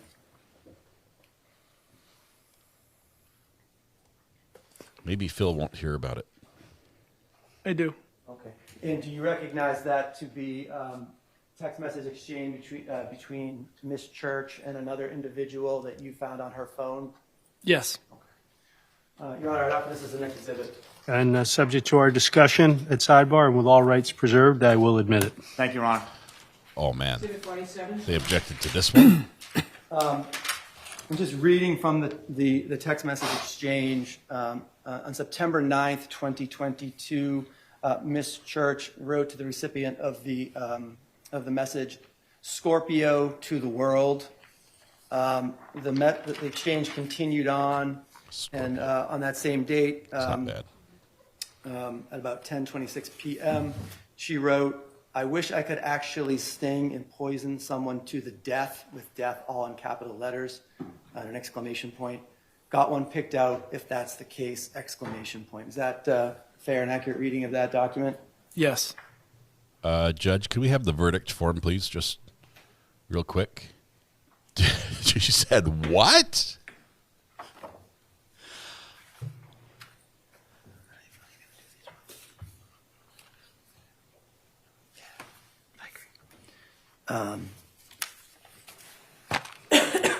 That's not a Google search. That's like secret desires of my heart. Oh, my goodness.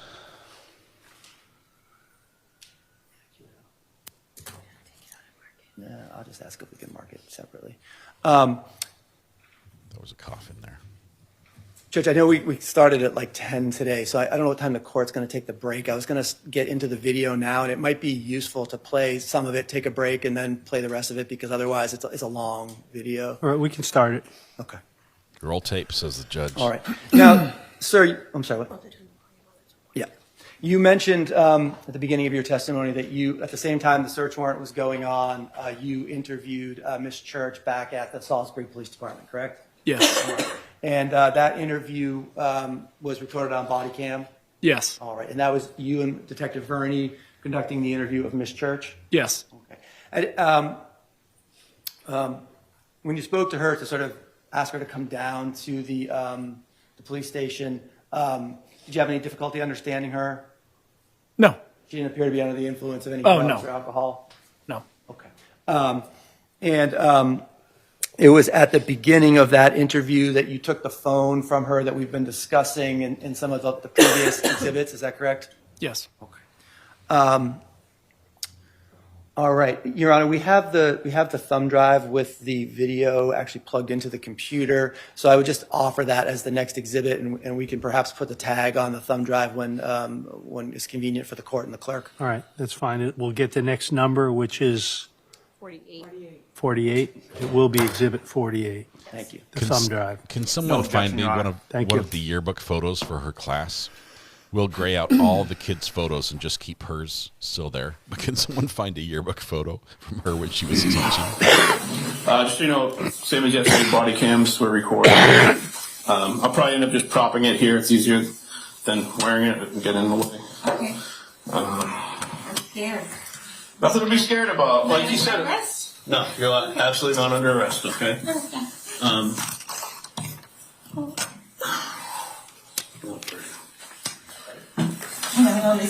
feel like a palm reader. No, that's fine. These things are kind of finicky. So. You have a bottle of water? I do, yeah. Hang on 1 second. Thank you. Just grab a bottle of water. Yeah, no, I'm good. So my camera is on. Just so you know, it's over there. We'll wait till he comes back before we talk. How are you doing since? I'm awful. Yeah, horrible. obviously it's. I'm confused. I'm as confused as this family because, I got reports that things were looking good. Yeah. No, when we were talking to you, it seemed like it was Mount Auburn Hospital. Positive, yeah. I don't know how it all changed from there. Yeah. No, and we have I would argue, the best hospitals in America, to be honest. I mean, there's people that fly in from the Dominican Republic to Logan Airport to go to our hospitals, so I would think you'd have the best chance of survival at our hospitals, but obviously something happened.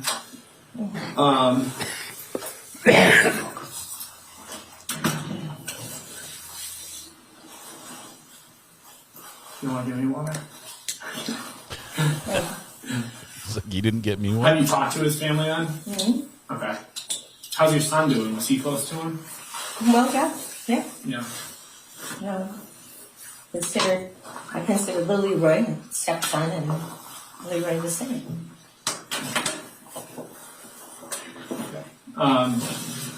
So obviously, like I said in your driveway, I do death investigations. That's all we do. When we met in the driveway, it was preemptive because I had talked to hospital staff and they did inform us, there was a possibility that what happened last night could happen. Obviously, we don't have the crystal ball, so everything I said last time about we come out, get our ducks in a row, pray for the best, hope I can just take the case and throw it in the trash because the person makes a full recovery and it's no longer a death, so I'm no longer involved. The unfortunate part of my job is this is what happens. I do have my recorder on as well. I know he has his body camera on. So your son, is he at home right now then? He's on his way. Okay. Where is he at right now? With his girlfriend, picking her up from school. Okay. All right. Was she in college? Yeah. Okay. Where'd she go to school at? I believe NECO. I'm not sure. NECO, do you know what it is? Havel. Oh. No. What's NECO? Northern Nexus. Community college. Oh, community college. Oh, got it. Okay. All right. So All right, so you're probably wondering why you're here. Like I said, we need to talk about the death. Go back over the facts now that we know it's an actual death, and then move on from there. Before I start, now that we know it's an actual death, I do need to just read you your rights. There's a mess. I've done nothing wrong. Yeah, I'm required to read Miranda words. Yeah, I have to read it. I know. So, you have the right to remain silent. Do you understand what that means? Yes. Anything you say can or will be used against you in court. Do you understand what that means? You have the right to talk to a lawyer for advice before we ask you any questions, and to have him or her with you during questioning. Do you understand what that means? If you cannot afford a lawyer, one will be appointed for you. Do you understand what that means? If you decide to answer questions now, you still have the right to stop questioning at any time. Do you understand what that means? Do you understand what I've read to you? Yes. Okay.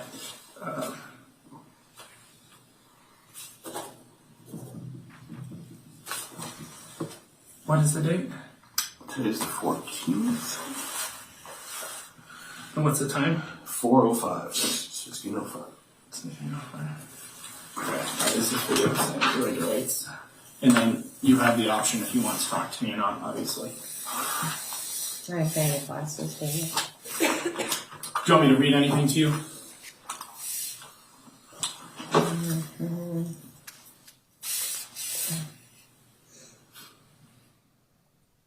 If you can't read anything, I can read it to you if you point the pen. So I can say, no, I'm not going to talk to you? You can say whatever you want. Yeah, yep, 100%. It's up to you. Like I said. Can I refuse to sign this? And what does all this mean? Yeah, I don't understand it. I feel like I'm going to be behind bars and I'm scared. Just so you know. I'm scared. I'm scared. You're not under. I have told everybody. Okay. Judy, I don't want to get you worked up. I don't want to get you. You are not under arrest. You are not in custody. If you're going to walk out this door after we talk to you, I understand that this is a very intimidating thing, and it's just when you read it to people, the reaction that we're getting right now, that I can't say that's not uncommon. I'm guaranteeing you that you are walking out this door. You are not under arrest. You're not in handcuffs. We came to your house. We asked you to come here voluntarily. I'm not lying to you about that. You are not under arrest. If we had your son in here, if we had little Leroy in here, if we had anyone else in here that we were asking, we would do the same exact thing. Okay? So it's just part of our policy when someone's at the police station, that we have to give them their rights. And you can make whatever decision you're comfortable with. I'm not pushing you on anything. She's walking out that door, but... I think that was the wrong box. I think it's the top one. It's this one is where you sign if you check yes. Sorry. That says signature. Okay. Yeah, you can just put all that sign and put a line to it. She might be walking out. She can do initial now. Can you sign as well, actually, Brian? All right, he said this wasn't to freak you out. Yeah. Just something we have to do when someone's here. We understand that you're at a police station, so we have to read you your rights just in case. So the real reason we're here is just to have the same conversation we had. Yeah, 2 days ago. Sorry, I keep saying yesterday, 2 days ago. So anyways, the front lobby's right here. We didn't bring you up back. So I know you don't do this every day, so it can be misinterpreted. But anyway, so this is going to be redundant for you. Can we rehash? So leading up, this goes 72 hours before the death. So it happened on Friday morning. So that's Thursday, Wednesday. So Tuesday morning, can you bring me from Tuesday morning, you with Leroy, and can you bring me up to Friday morning at, I believe the phone call was 8:02. So all the time before. So you're supposed to start with Tuesday morning at 8:30 or when you woke up, whatever time that was. Well, I'm not sure.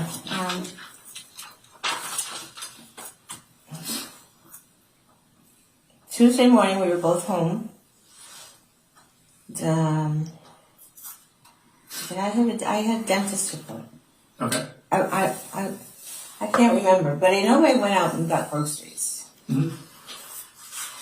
And when I came home, Leroy's was gone. Okay. He took off in his truck. And I told my tenant in the cottage that we were coming to fix her floor. So then I had to text her back and say, sorry, he's gone, and I don't know when he'll be back. It took off on me. And, which always, makes me sad. But he did come home. And I was putting groceries away. And he had a round plastic container, which I will assume were perks. I never saw them. I really don't know what they look like, if I came across one. He shook it, and it sounded like there were I know there were more than 5, I think maybe 10. And he told me that he had to go over to we call it the CUNT. And because he realized she had taken his disability money goes on a prepaid card each month. Who are you talking about? Barbara. Oh. Randall. Okay. Barbara Randall. Okay. And that she took his card and he wanted it back.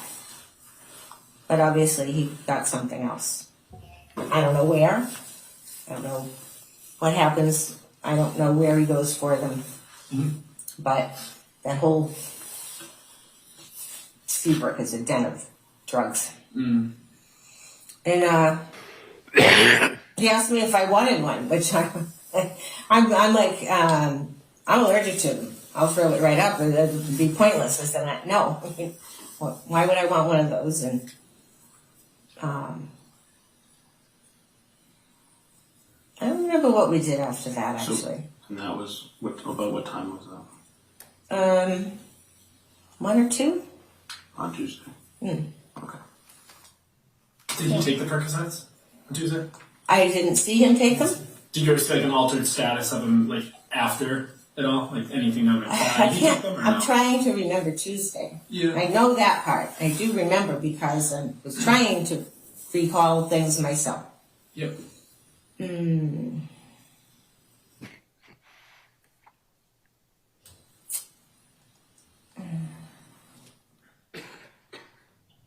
I don't know what happened after that. No. Okay. But he didn't work on the floor in the cottage. I know that. It was Thursday that he crawled up out there and actually took a look, because we had been doing so much to the yard to pack for Florida. And he got at Wednesday. And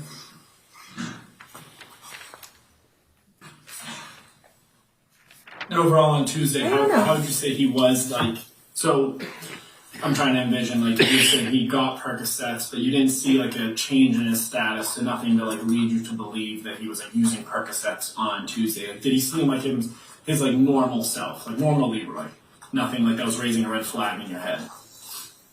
Well, normal Leroy, he's bipolar. He's got a lot of emotions, so I don't really know. And I don't know what it looks like, or if he actually took them or still had them, or, what was the purpose of taking them in the first place. So I know he's always had back problems. His back hurts him.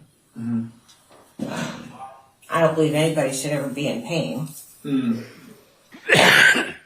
do you think he was using the Percocet for the pain? I can relate. I just had back surgery 5 months ago. Yeah, I can't speak to it.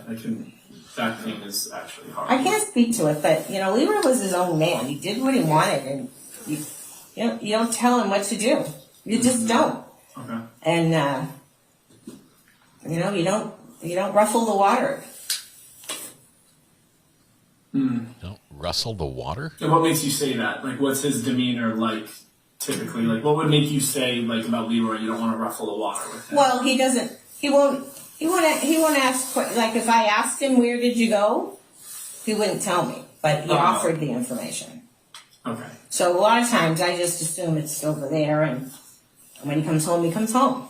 And that's Is it kind of my like life. interpreting kind of almost like a one-way street, like I'll tell you if I want to tell you type thing? Yeah. Okay. Yeah. Got it. Okay. I'm sorry you had to deal with that. Yeah, I lived with it. Yeah. So How that's long- my, that's just How how long much I has love that that. Yeah.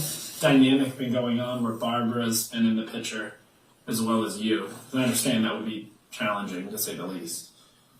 Has it been like a year or? No, longer. Since 2016.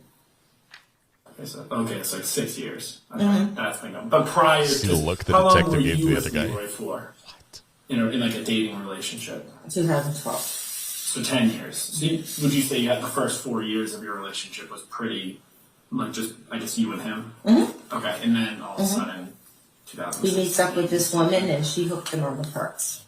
Okay. I know that. Okay. Okay. So Tuesday, wakes up, he gets Percocets from Barbara, comes home. You can't say if he took or didn't take them. He might still have them, the next day because you didn't see a change in his status. Kind of sounds like he's, based on you mentioning bipolar, that like he's not necessarily consistently the same person. Sometimes, and you don't ask questions. What was that? I can hit play again and see what happens. Then, and sometimes he's. It works. All right. It works on the computer. Oh my goodness. Let's see what Ms. Draper can do. How much did you pay your video editor again? By kicking it. That's my solution to every electronic problem. That might be the problem, Judge. That's just a. Some sort of feedback in the speakers.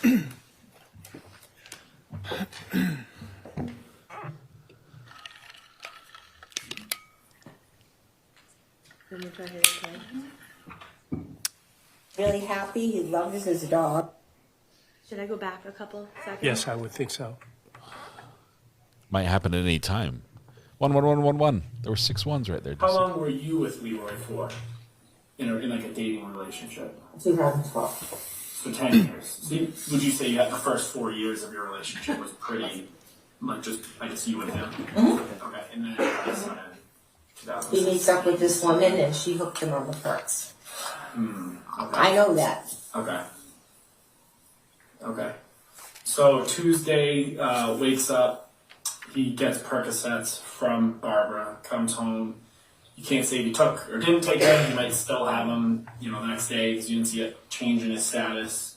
Kind of sounds like he's, based on you mentioning bipolar, I feel like he's not necessarily consistently the same person. Sometimes he's just quiet and moody, and sometimes, and you don't ask questions then, and sometimes he's really happy. He loves his dog. Is it the dog we just salt? Okay.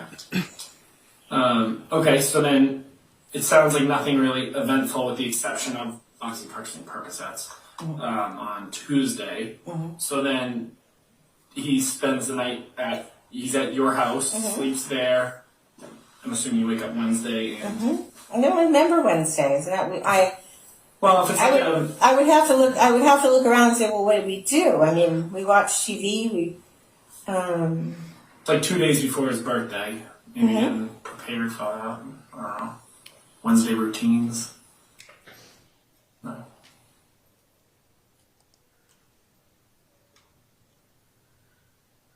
I don't recall. I really don't. I don't recall it being nothing eventful, obviously. Yeah. I was hoping he'd obviously go and check on the cottage. Sorry, you say the cottage. What's that? Well, if you came up my back stairs, it was that house on the other side of the stairs, up the ramp. So you go up the ramp. A little further up the ramp, and on the left is a cottage. It's got the same siding and everything. Okay. And do you own the cottage? And is that when you say he was doing the floors and stuff? Is that where he's working on? Is it renovating it for you, basically? She had a problem. The floorboards was like sinking, and he wanted to go in and fix it. But finally, on Thursday, he said he would. Okay. And when you say she is, do you own that piece of property and you're renting it out? Mm-hmm. Okay, got it. Do you own the whole building that you're in, and you rent to your son, or maybe let him stay there, and then the third floor you rent out to somebody else? Mm-hmm. So you're basically a landlord. Mm-hmm. Is that what you do for work? Or a primary source of income? No, I'm a retired teacher. Oh, retired. Where did you teach at? Middleton. Okay. Sorry, I'm getting sidetracked. That's okay. I can talk a lot. So Wednesday kind of sounds uneventful. Is there anything out of the ordinary that happened on Wednesday? Do you think you took Percocets on Wednesday? Anything where you saw an altered status with him?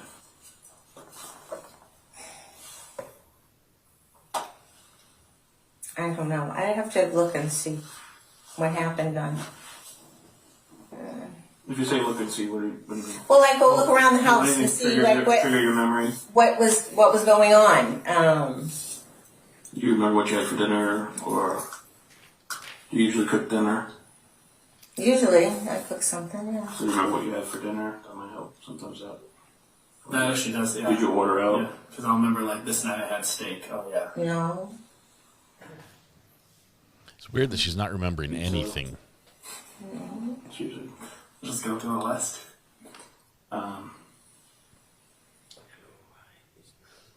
Sometimes he just sleeps. So maybe that's what was going on. Is that from drugs, you think? He had a lot of medical issues, so I don't know. So you had told us He'll the other day that... He'll go days without sleeping at all. A couple hours is good for him, so... And then he'll go the opposite, where he'll sleep. Does he sleep through the day and stay up more at night? Because the other day you said he was up till 4 a.m. to watch TV. Mm-hmm. Is that typical? That is. Okay. Wait, was he up until 4 a.m. or did he wake up at 4:30 a.m.? He was up. He was up. Yeah, I thought you said he woke up at 4:30 a.m. Yeah. So Wednesday, uneventful. He's not abusing Percocets or anything like that. Okay, so now we're at.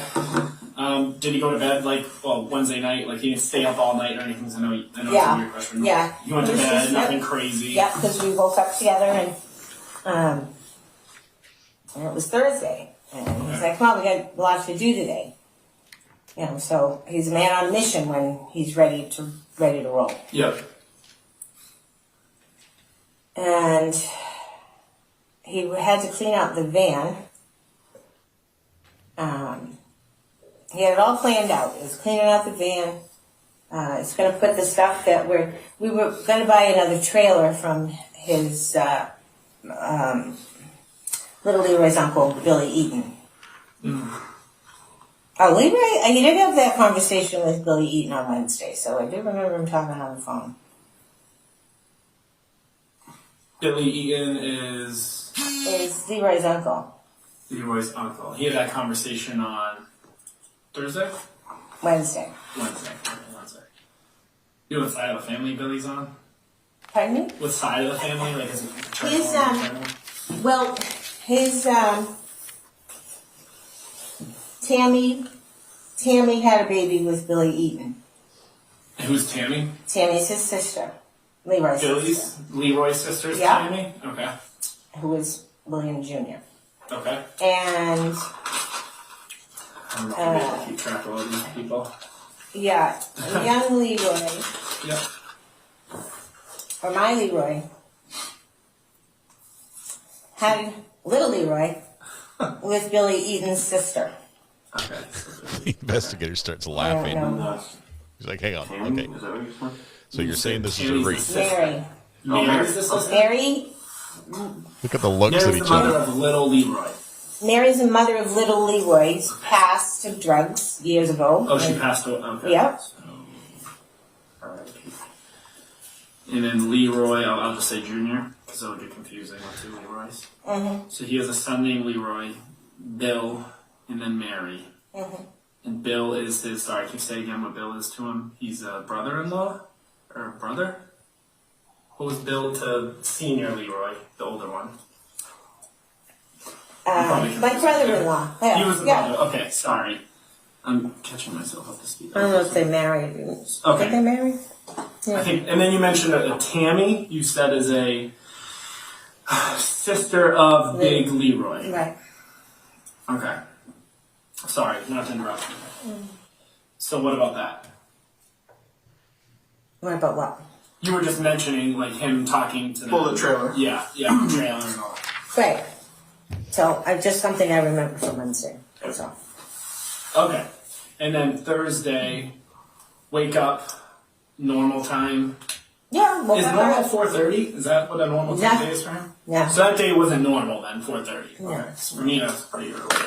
I'm being honest. Yeah. No, it was done 8:30, maybe 9 o'clock. Okay, so he wakes up Thursday and then. So we had, things to do.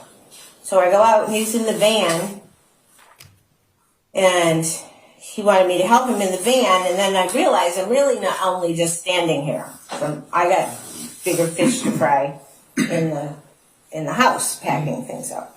And this is for Florida. For Florida, yeah.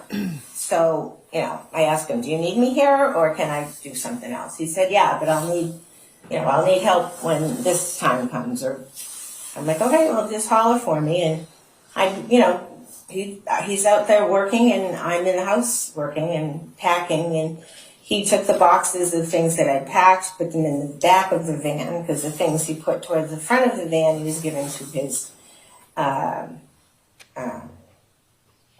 his stepson. Okay. The other Leroy? Not blood.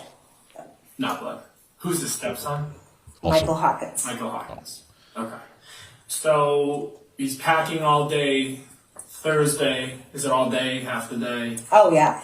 By the time we got to the cottage, the sun was going down. So, And is he driving all this stuff down to Florida then? oh, well, there's a lot of stuff in the back of the truck.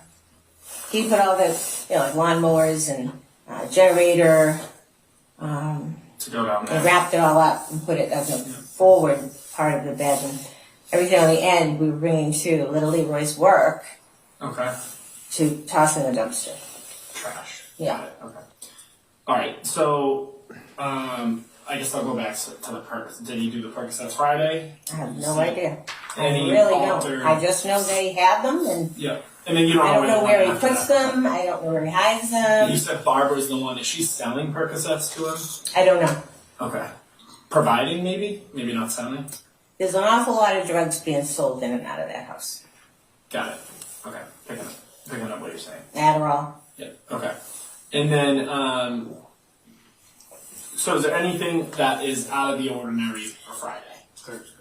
Or sorry, my bad. Thursday. Yep, Thursday.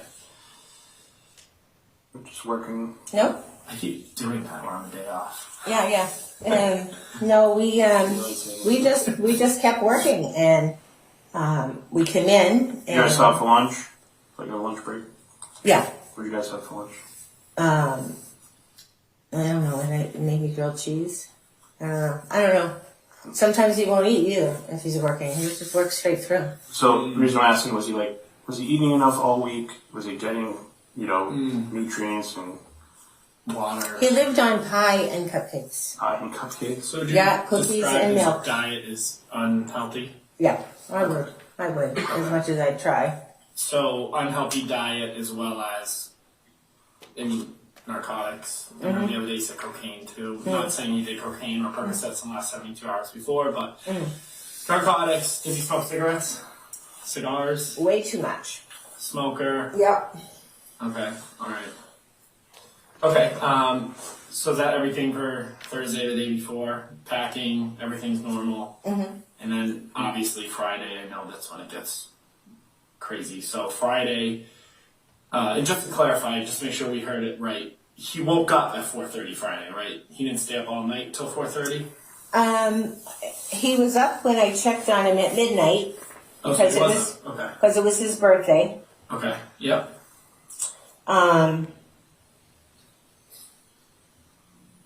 He likes to. He goes out on the porch and watches porn on his phone. What? And that's at night. At night. Okay. This is Thursday. Little porch corn? So around midnight.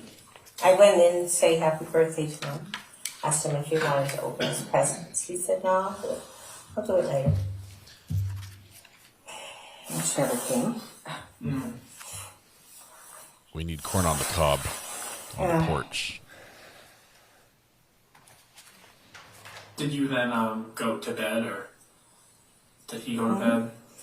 He went out in the back room, like I said. When we say the bathroom, is that the room you walk into? That's the back room. Yes, yes. So he went into the back room, Right. and then you went into your bedroom. Mm-hmm. And then when did you next see He him? would text, his porn and comments, and, I'd roll my eyes because it's like repetitive comment back. So my sleep was really kind of broken up. And then but I must have dozed, and I heard the metal we had made a pile of metal stuff that he had someone, a friend he knew, Guinea, who picks it up. And Guinea was coming at 11 on Friday to pick the metal up, but at 4:30 in the morning, I could hear from the front of the house somebody clang like a big piece on the ground, and I looked out, and it wasn't Guinea's truck, it was a different person. And I went out to the back room and I asked him. He said, no, Guinea's coming at 11, that's why I know that. So what did you ask him? Asked him, does he have people who work with him, or for him and pick things up? And he said no. And he said Guinea was coming at 11. Did you wake him up, or he was still up there? He was up. Watching TV? It looked like he might have dozed at the same time I did. Okay. So was it somebody random who's picking up the scraps? Yeah, somebody just so it just happened to be someone driving by, grabbed the sign. Yeah. And he So said, probably stealing the scraps, right? Like you guys didn't have a free sign on it, or was it? well, it was obvious it was a pile. Oh, okay. Not So, okay. scrap. Okay. All right. Yeah. And so I went back to bed. This is at 4:30. Okay. He said he'd be right in. It was around 6:30, 6:35-ish. He comes into the bedroom. And I'm a light sleeper, and he woke me and he said, my legs won't work. I just fell 3 times, walking through the kitchen area to the bedroom. Had to go to the bathroom. And I said, well, let me help you.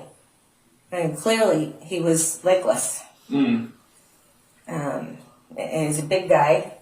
I did my best. I got him to the bathroom. He kept telling him, hold on to the wall so you don't fall. And he did, and he peed, I guess. He had told me about a month ago he was having trouble peeing.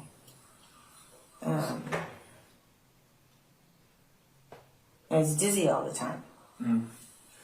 So I get him back into bed. And now I don't know if I took him to pee first, but he was in bed anyway, and he says, you got too many clothes on. And, I took him off. We had sex. So he wasn't complaining of his legs? No, he told me he had fallen 3 times, but he either got into bed or I helped him pee and then he got into bed. So,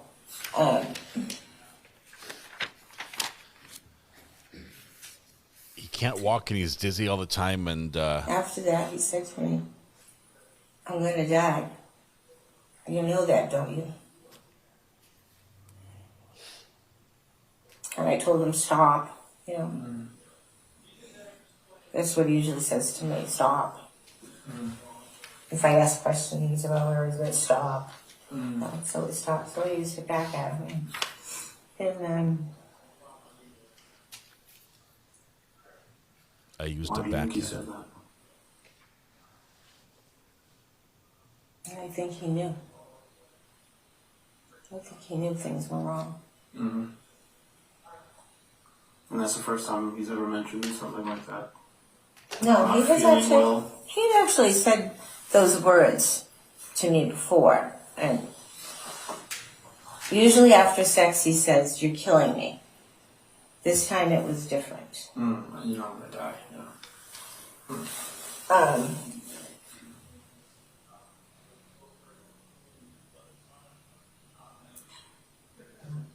Did he seem to have like a break in, like he woke up, he says his legs aren't working and he needs help going to the bathroom, and then you guys had like a course. Mm-hmm.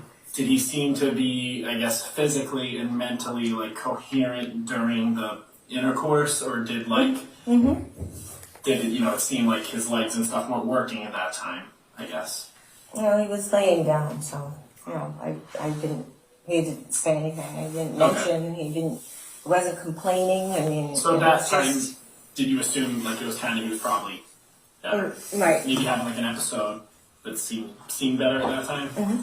Okay. So that's 6:30. I know the phone call was made at about 8 in the morning. What was after in that hour and a half window up until the phone call? Well, I guess it's like 7:15. Okay. And he, where's my dog? I think he said, "Where's my dog?" Or did he have to go to the bathroom again? I don't recall. Referring to Salt? Salt, yes. He loves his dog. And I think he went to reach for him and he fell out of bed. So he had wrapped himself up in the blankets and slid right off the bed to the floor. Now my bed is up, up high. Yeah. And did you hear a thump? Oh yeah. I got up, I put a pillow under his head. Where were you when that happened? In bed. Oh, so you were in bed next to him? Yeah. Oh, okay. Got it. Okay. Were you, okay. Sorry. And I put a pillow under his head thinking, he'll just, whatever it is, sleep it off on the floor. But he just continued to try to get up and try to get up and try to get up. And I tried to help him, and I'd get him to a point and he'd, fall and push me against the wall, the door jam in the closet. And I'm like, this is, anyway, you just gotta settle. I said, just stay where you are and I'll make you comfortable. But I did ask him, do I need to call an ambulance? Because as he was kind of falling around the bedroom, I just kept hoping, putting my hand or, guiding or pushing things away so he wouldn't hurt himself. Yeah. The sharp corner of the bed, things like that. The stairs. And I would ask him, what's my name? What's your name? And he wasn't responding. He didn't talk to me. And then, I guess a little after 8, he said, call the ambulance, and I did. Okay. Was he able to get any other words out besides that? Over the course of that time, No. was he talking the whole time, or he just No. He was just struggling. And even when he got to the hospital, struggling to get out of that bed. I don't know what it was in his head that he needed to, there was something driving him. That can happen. With like an altered mental state. Yes. Yeah. But he wasn't speaking. But he did. Did he have his phone with him or anything? His phone would have been in the back room somewhere. Oh. What kind of phone does he have? iPhone. An iPhone? What color is it? Black. Okay.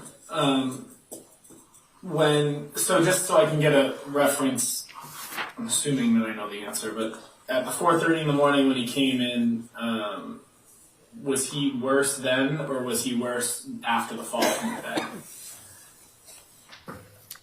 You just hit 500 on the coffee. He was worse after the fall. After the fall from the bed. So he...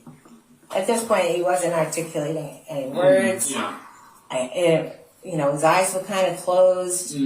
How would you describe like his behavior? Like, did he seem like he was like high or drunk? He was out of it. Having like he was out of it. It was like a legless drunk, yeah. Okay, all right.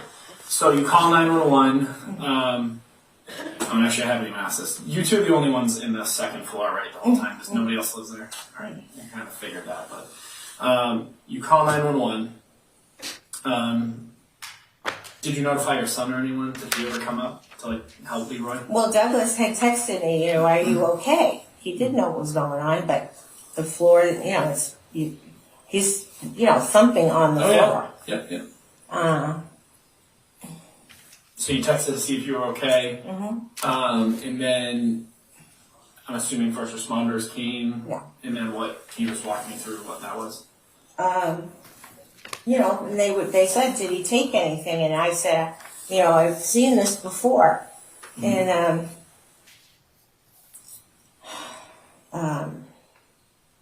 I know it was winter time of the 2019. When everybody's kind of really locked up tight in their house. Yeah. And, but very similar. I had to follow him around, and that all, he had another story going on in his head. And he spoke gibberish, and, truthfully, I didn't know what to do. He, had legs, but he was stumbling. And,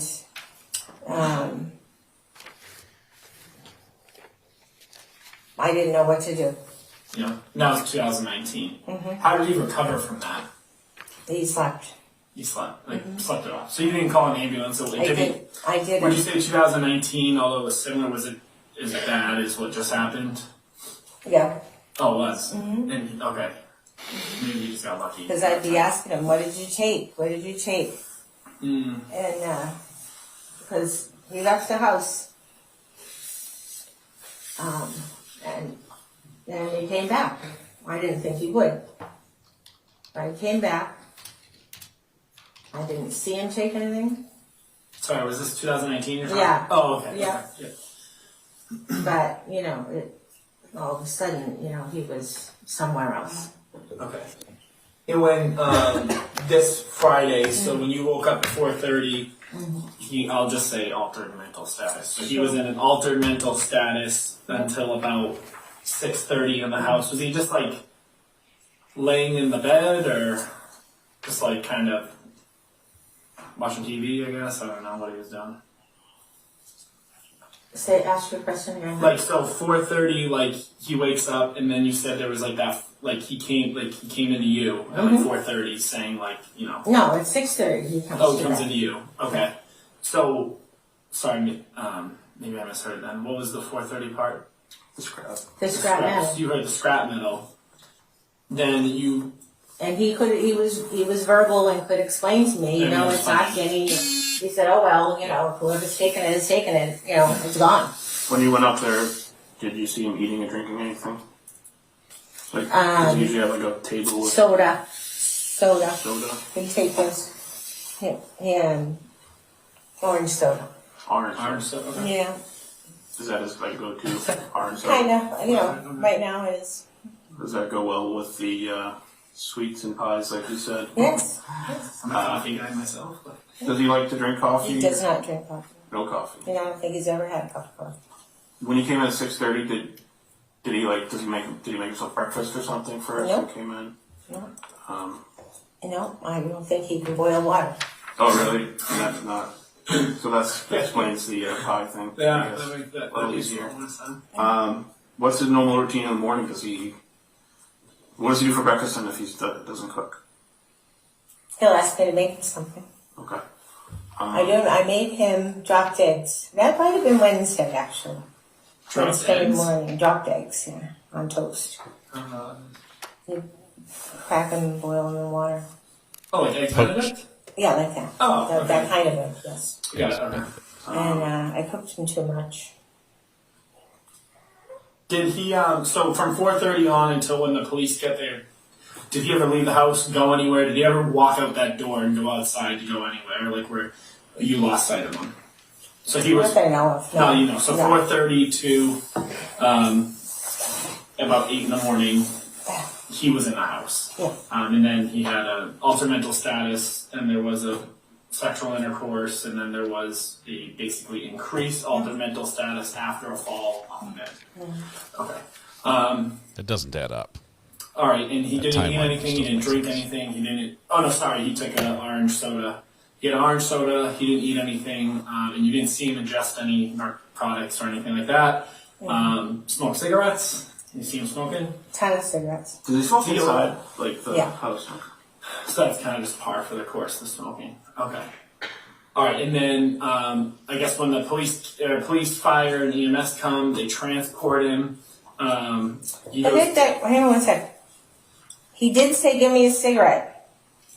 When was that? Before the what? 4:30. After calling, and I'm like, "I'm not getting you a cigarette." After calling the ambulance? Yes. Okay. So he did have more words to say, and I was like, "No, I'm not getting you a What cigarette." did you think was going on? Huh? What did you feel like was going on with him? He was drugged. Okay. Drugged. Obviously. So you thought it was like maybe like a medical overdose or something like that? Like No. an overdose? No. Oh, that... I don't know. I don't know what that is. I interpret drugs as... I look at an overdose as, you're out. And he really wasn't out. Okay, so you're still like moving around and... Mobile. Yeah, because the overdose usually like they're nodding off and like they're out. Yeah, I agree. So then he goes to Anna Jake's hospital. I remember you mentioning something about a healthcare proxy. Was that at Anna Jake's or was that at Mount Auburn? I was his healthcare proxy. Okay. And they told me all his scans came. See, but here's my confusion. All his scans, the tests they did were normal. Anna Jake's. Anna Jake's. Okay. His heart pacemaker, they told me, was doing its job. Okay. The oxygen thing kept falling off his hand. Yeah, I feel like that happens. And she said, he doesn't need that anymore. His oxygen is fine. And then,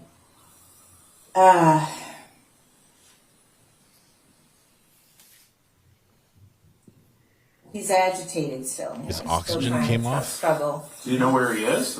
I don't think he knew. Well, I don't know.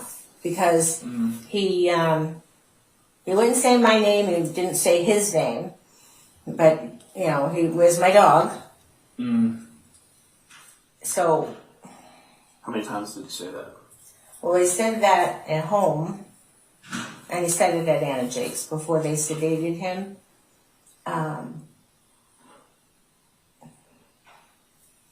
The nurses all kind of looked at me like, how come he's not asking for you? And I said, I take second place to the dog policy. But all of those things were good. Yeah, I agree. I stayed and... So then when did they find out that he needed to move to Mount Auburn? Well, they said that to me. They didn't have a bed anywhere. For like higher level of care? Yeah. They didn't have a bed there, and the closest ICU bed was at Anna Jake's. Mount Auburn? Mount Auburn, yes. Okay. Why did he have to go to ICU? Just because he wasn't coming out of it? They couldn't figure out? If he said his tests were all fine. Well, the scans and the things, I think they didn't do any other tests. Those are the only ones they mentioned to me. They intubated him then around 6 o'clock at Anna Jake's. Before they transferred him? And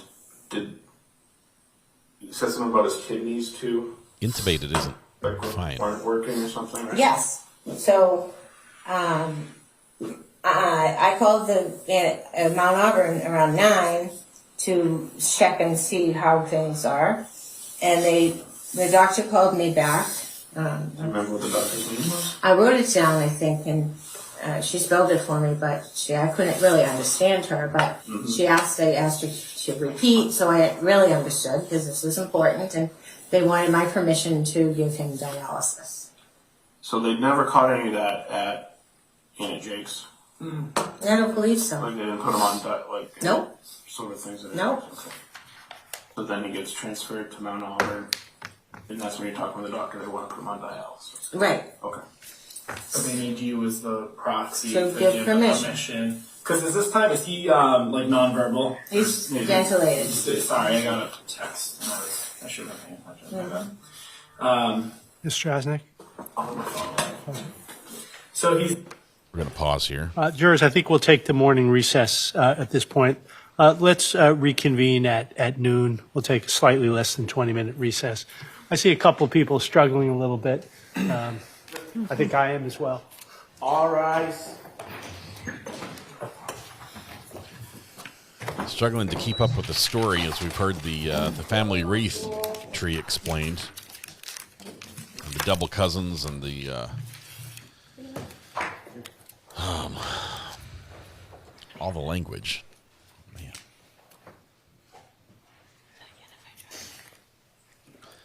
Would have been a great time to mention, I've got video, either at the hospital or to the police. I've got video of what it was like. Let me explain it. Let me show you what was happening. May I see counsel momentarily at sidebar? Counsel goes to sidebar for a quick chat. Judge says, how long does this last? Our story is not adding up. You've got progressive, debilitating symptoms interrupted by, let's just say, a period of high performance, which doesn't make sense. Mrs. R.A. is here unboxing things, so we're going to wait until until she's done. Are you looking for a book? Which one?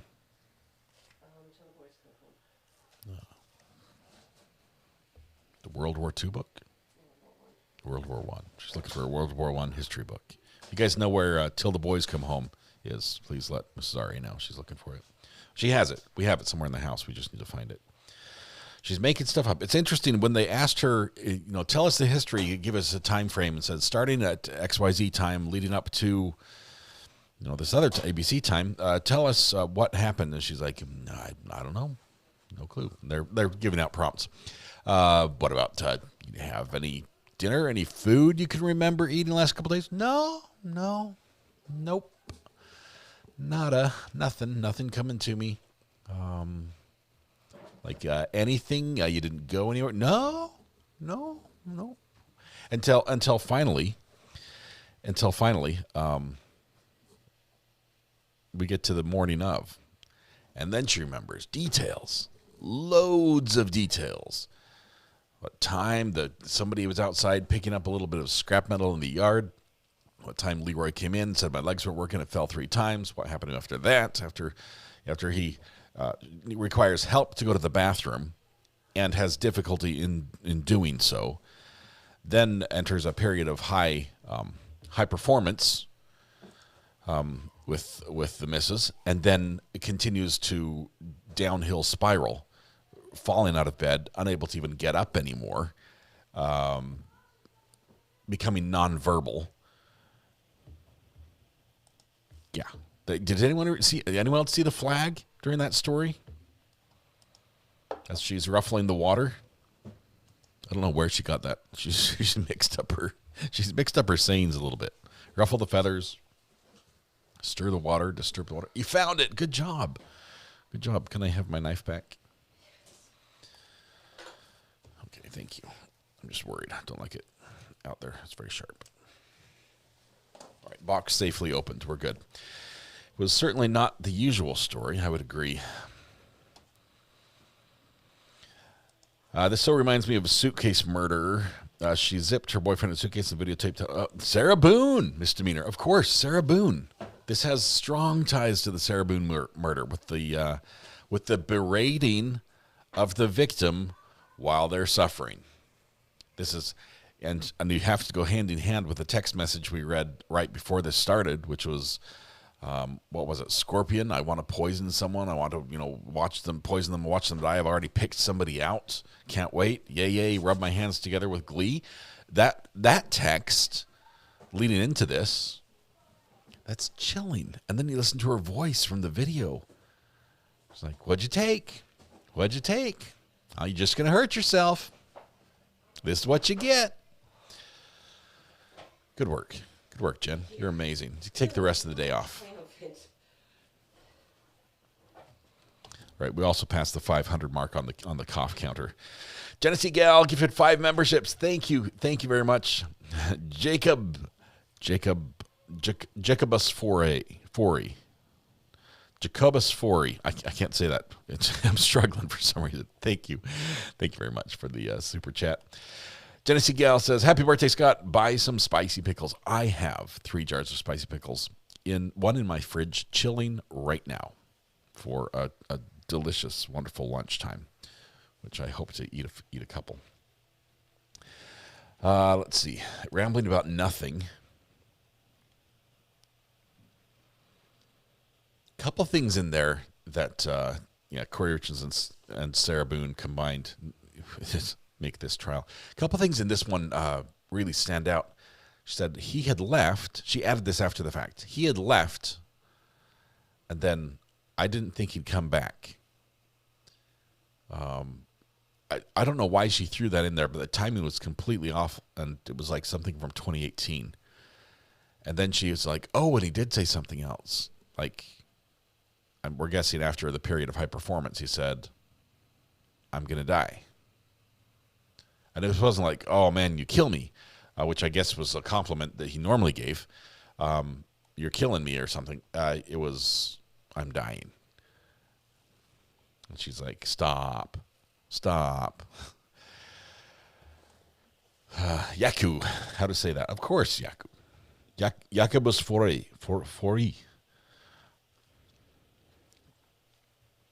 Let's see. He always left and came back. That happened a lot. It was a story of their lives. You can tell when someone talks without conviction.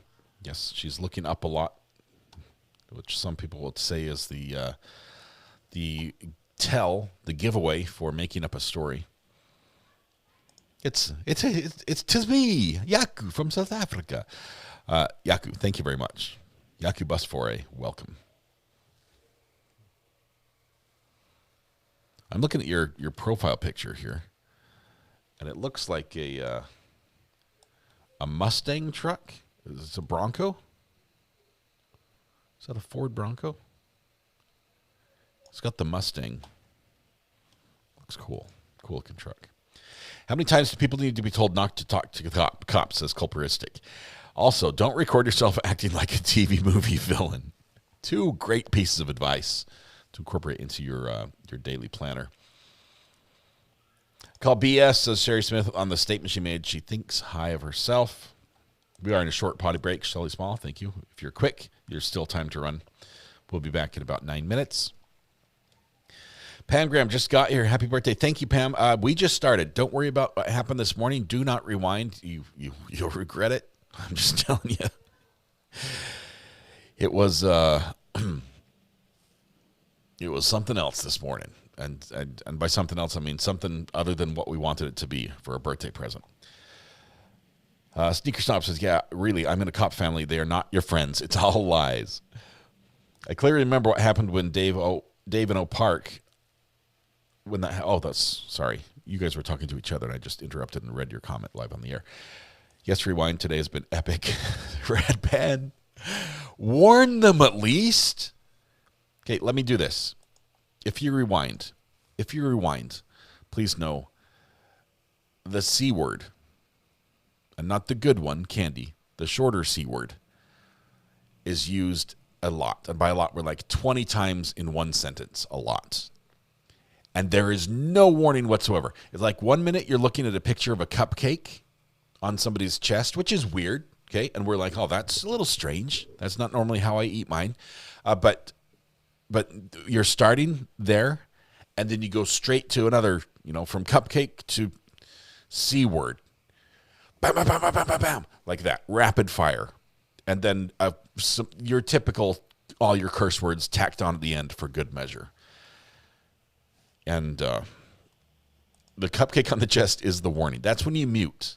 And then wait until you see this logo on the screen to turn the volume back up. Or maybe twice. And we haven't gotten to the spicy stuff yet. There's your warning. It's pretty bad. It's pretty bad. Don't listen to it out loud at work. It might be the last thing you do at your job. Cupcake was interesting. Yeah. Oh. When you're told not to look, you just have to. It's the law. It's the potty mouth on steroids. I'm trying to find a yearbook photo. Somebody was in this lady's, fourth grade English class. And I think she taught English because clearly her Shakespeare is on point with her cursing. We're trying to find it. So if one of you out there is watching this saying, yeah, I'm watching this because she was my fourth grade English teacher, I just want to see how she's doing. Can you send us a picture? I just want to see her in her own environment when she was teaching school. That's it. We'll blur out all the kids' pictures. We need to, part of me is curious. There was a time in her life when she's like, don't use that language, right? As an English teacher, teaching elementary kids. She's like, hey, Johnny, you don't call people stupid, okay? There was a point when that was her. And I want to see what changed between that and the text message we heard.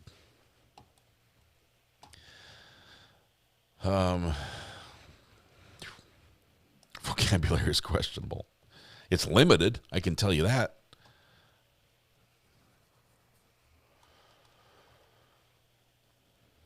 Back when you got sent to the principal's office for using bad words, or your mouth washed out with soap. Look at the era that she grew up in. Mouth washed out with soap was the appropriate response. I know because I grew up at the tail end of that one, and I've tasted more than my few share of soap bars as I learned my lesson slowly. Let's see. More than a few share. A fewer, a less share, a more. I've had more than I should. I'm sorry, red pen. I skipped that day in English. A few more than my share of experiences. No, that few doesn't work there. I've had more than I had exactly my share, is what I should be saying. I had exactly the appropriate amount of soap in my mouth to wash out words that I said. I had exactly, it was proportional. It was like on a 1-to-1 ratio. Ivory's one. There's another that's particularly foul. Zest. I'm sorry, zest. You're not fully clean until you're zest fully. It's all over. It does rinse off the body well, not so much on the tongue. Don't try it. It's not good. Safeguard is nasty. Irish Spring, you're liable to cut your mouth up on the bits of glass and rock and volcanic ash they put in it. It's a wonderful soap, though. It exfoliates like no other. Leather belt, mom bypassed the soap. You graduated right to the higher one. Yeah, the strap. Dial deodorant. Oh, I remember Dial.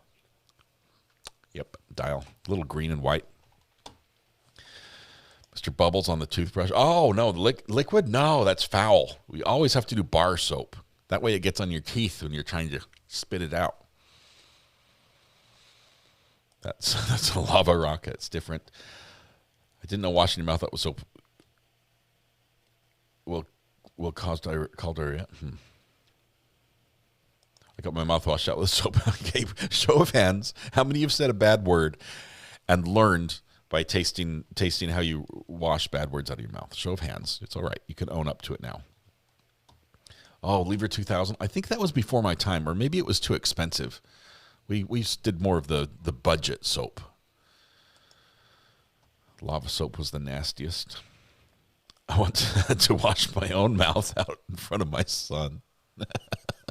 This is good parenting, Jennifer Juniper, because there's one side it's like, do what I say, not what I do, right? That's the part that it's like kids are never going to buy that. They're like, yeah, I can't wait till I'm old enough and then I can do what I want. That's the response. But when you hold yourself to the same standard, Jennifer, there's some honor there. Dawn dish soap on the tongue. No.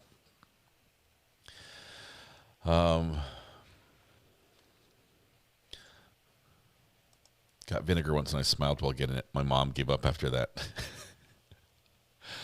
My son once picked up a jug of vinegar thinking it was water. It was white vinegar.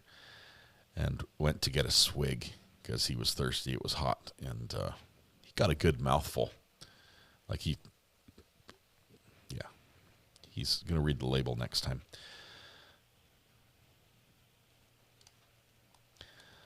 Lever 2000 was the best, and I'm a 90s baby. Man. By best, does it mean it's not as strong or it's extremely effective? Is this best from a parenting standpoint or from the kids, the least possible severe punishment?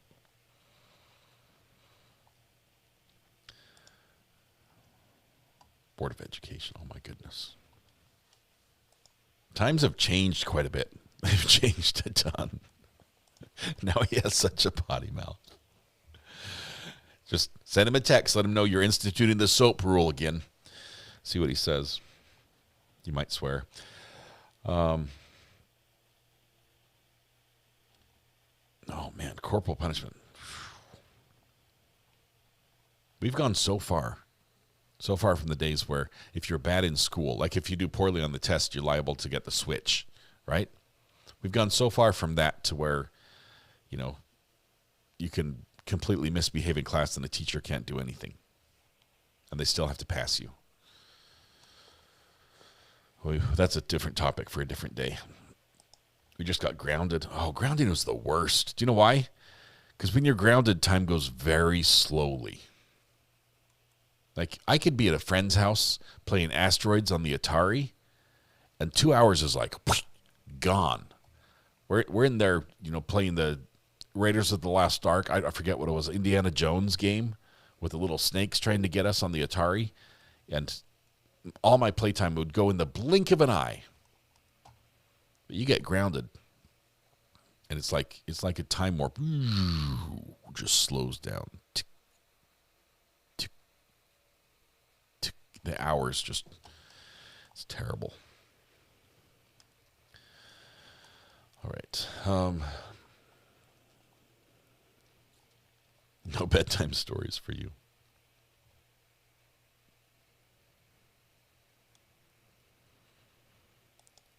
What is Intellivion? Intellivius? I don't know what that is. Ask Betty Ross. I loved being grounded. I'm like, that's cool. I like being home. Can I please stay in my room? Is that all right? Just lay down on the bed and go to sleep. Pong. My neighbor had the Atari. I didn't have the Atari growing up either. We actually didn't have any of the fun stuff. I had one friend who had an Atari. It was like cutting edge. He had like the paddle with the wheel on it, so we could do the brick breaker game. They had everything. They even got a boom box. Like when that became a thing, they had a boom box and we could like take it outside. You put all the D batteries in it and you could play your music outside. It was the coolest thing ever. Listening to David Lee Roth and Eddie Van Halen. Those were the days.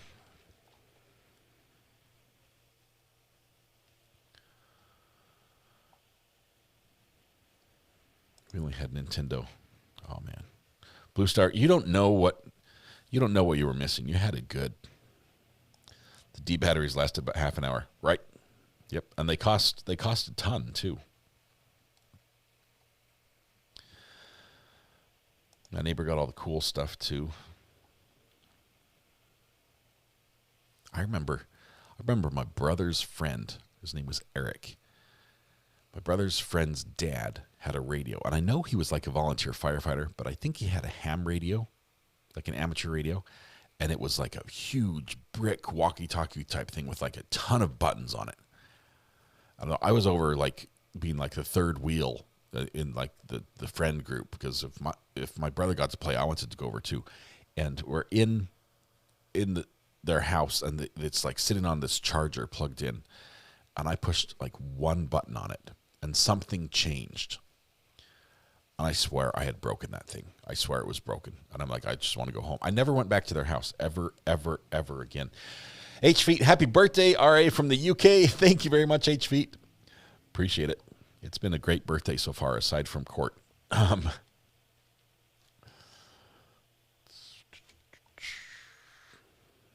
We'll report you. But we had those things. Shelly Small, I got grounded once. My sister told on me for playing strip spin the ball. Shelly.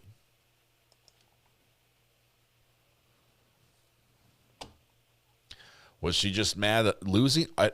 Never mind. I don't know. I don't know what went on there. I got to play Kick the Can. Kick the Can is the best game ever. The best game ever. Of course, you need to use like a number 10 can. Like it's got to be like if you have like the big Folgers can, they were the best. The red Folgers, I don't know why. You could go with some of the Pinto Beans food storage type cans. For some reason, they were weaker. Folgers just like had more contours in it or something. They were more durable. Don't ask further questions. I won't. I was an adult when computer games came to be. It was Pong. We're 5 minutes past the break, by the way. We're just a little late. We used Hawaiian Punch cans. You got to use a number 10. It's got to be the big can, like a foot tall. It's about the size of a soccer ball, you know.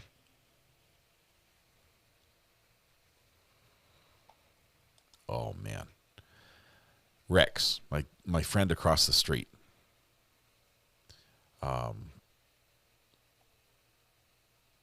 Their family was very different than ours. Like our family, we had a couch next to the front window in the front room. And when somebody pulled into the driveway, all of our family would run and we'd jump and we'd bounce on the couch and look out the window and see who it was. Rex's family, they bought a new couch, and you know it's the new couch because I don't know, for a year after they bought it, they kept plastic over the whole thing. Like it was like not like saran wrap. It was like heavy duty plastic. It was the most uncomfortable couch. And you sit on it, you just start sweating. Like, and getting up is like it's like your skin, like it's like, you know, it makes them terrible sounds when you get up. It was the worst. But that was their house. That was their furniture. The furniture was for looking at their house. For our house, all furniture was for jumping on. Wait, Rex, they had an Atari 64 or a Commodore 64. This was way past Atari. And you cannot get a better game than Excite Bike on the Commodore 64. I'm sorry, prove me wrong. Excite Bike on the Commodore 64, I would play all day to this day if I could. Linda Lou, member for 18 months. Mom didn't allow us to say God. We were at the main mall parking lot, and I said, OMG, the sky is beautiful. And she slapped me across my face. Gosh, was the right word. Well, you learned. It could have been soap. Could have been worse. Yes, Yar's Revenge on the Atari was my favorite. I'm guessing it was a brown flowered couch we all had. I don't remember anything through the plastic. They're downstairs, like it was in their TV room. So that's the room you sit on to watch TV, right? And the TV was the big one that had like the wooden frame around it with the poles, the stand legs and the speaker through the little cloth covered grill. That was the room you watch it on. And it was always like dark in that room, so you could see the TV, because back in the day those TVs weren't very bright. We had the blue flower couch. It was a console TV. I think it had like a record player on the side as well.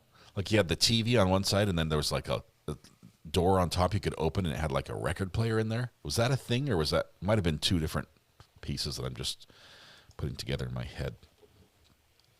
Yes, you had one, right, Gigi? You've had one of those. I'm not making this up. And whoever used the record player, honestly, nobody ever used the record. They were such a pain in the butt to use. Unless you were like doing a group activity, a lot of people were together. It was just too much work to use the record player. Because finding the records, the worst possible design of music storage. Let's stick it in something that's as thin as a paper and print a name on the side in like 0.10 font. And then you're like scrolling and you're looking for like, I remember it's a record that's this color on the side. Terrible. And sorting the records. We had a stereo that had the 8-track player on it. You know, you can like push the little button, it goes chuk-kunk, chuk-kunk, chuk-kunk, and it will like flip through the tracks. And they're getting the 8 tracks. I mean, that was the day, man. 8 tracks are where where did those go? I mean, that's basically an iPod.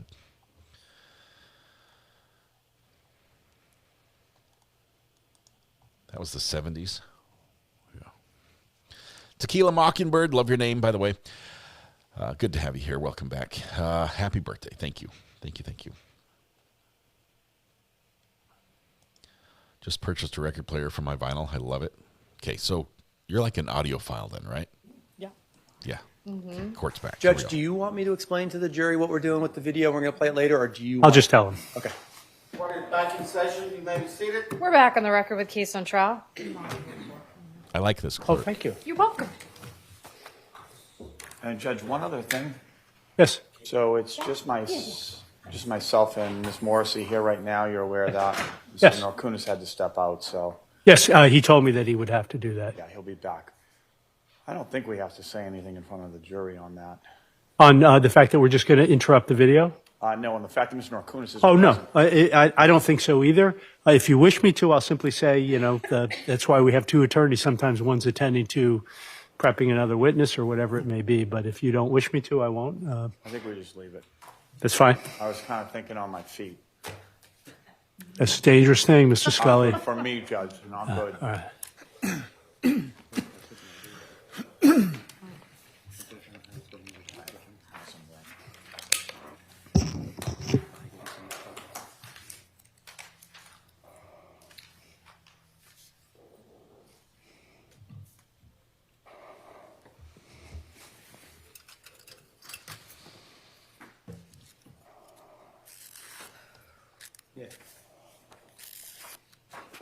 The only thing record players were really good at was playing songs backwards, but you had to turn it manually. I didn't have like a backwards motor. That was good fun. Everyone's trying to get another one bites the dust to. Sounding like me, Miss Strasnick. I know, I think that maybe I got too close. I certainly hope I'm that. going to make Mr. Rasnick sit on that side of the table. Right down Okay, we've infected another one. I mean, if you get me sick, you have to do the closing. So. If you get me sick, you have to do the closing. And I suggest try to avoid sidebars in the next little while since I left my mask in my lobby. Maybe when you get a chance. All right. The clerk's like, I'll go pick it up. Where are the gloves? Where are the gloves, ma'am? All right, I'm good. She needs to wear the gloves. Oh. Magnavox TV and it blasted. That's awesome.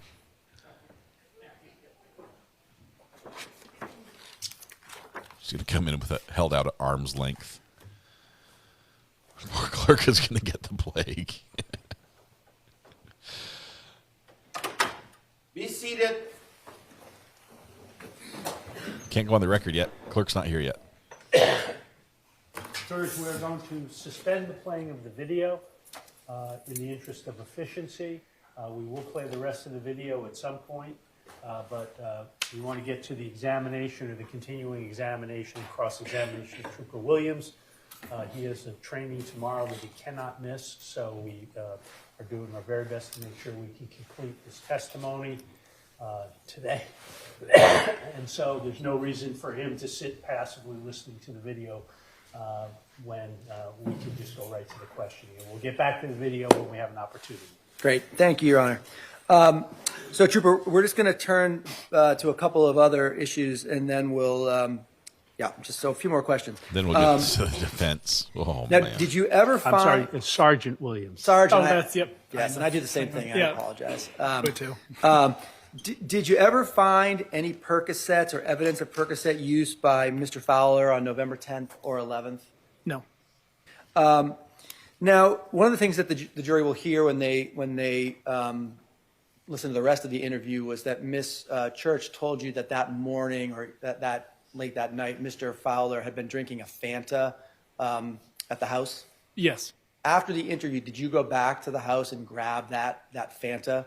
Yes. And that was the item that you weren't in here for yesterday, item 2-4, that was poured into a specimen jar so that it wouldn't leak out of the Fanta can because it was already open? Yes. Okay. And that was the Fanta that was on the side of the room closest to the bed, correct? Yes. Now, at any time you spoke to Miss Church, the first interview at her house, the second interview at the police station, or any of the review of the things that she said to the medical professionals at Anna Jake's, Mount Auburn, or Beth Israel, at any time did Miss Church mention to you or any of those other people in the medical records that she had videotaped Mr. Fowler on the morning of November 11th, which has been previously marked as one of the exhibits in this case? No. Now, during the course of the investigation, you and other troopers that you were working with personally collected DNA samples from Barbara Randall and Judy Church, correct? Yes. All right. And blood from the autopsy was saved from Mr. Fowler so that that could also be submitted to the crime lab for DNA testing, correct? Yes. All right. With respect to exhibits 20, which is the Powerade bottle, and 22, which is the de-icer, and the can, the Fanta can, those were all submitted for fingerprints, correct? Yes. And there was no fingerprints, no usable fingerprints located on any of those 3 items, correct? That's correct. All right.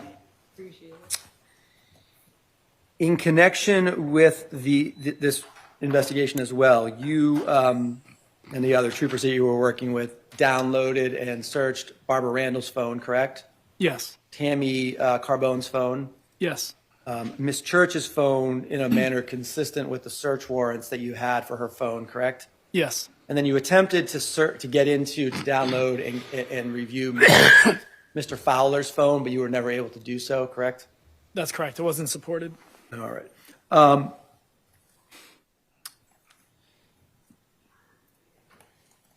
Now, last 2 areas. In the course of reviewing the photos that were on Miss Church's phone, you saw a number of screenshots of text messages. Is that correct? Yes. And who did those text messages appear to be between? So they appeared to be photos of Mr. Fowler's phone, like unlocked, texting. The contact said Barbie, which was another name for Barbara. So it was his conversations with Barbara on his device, but it was like Judy's phone took a picture of his phone. So she had his phone unlocked and was monitoring their messages and documenting their messages with her phone. Okay. And then finally, sir,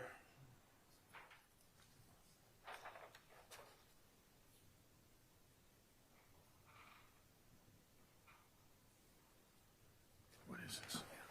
We're going to go up the microphone.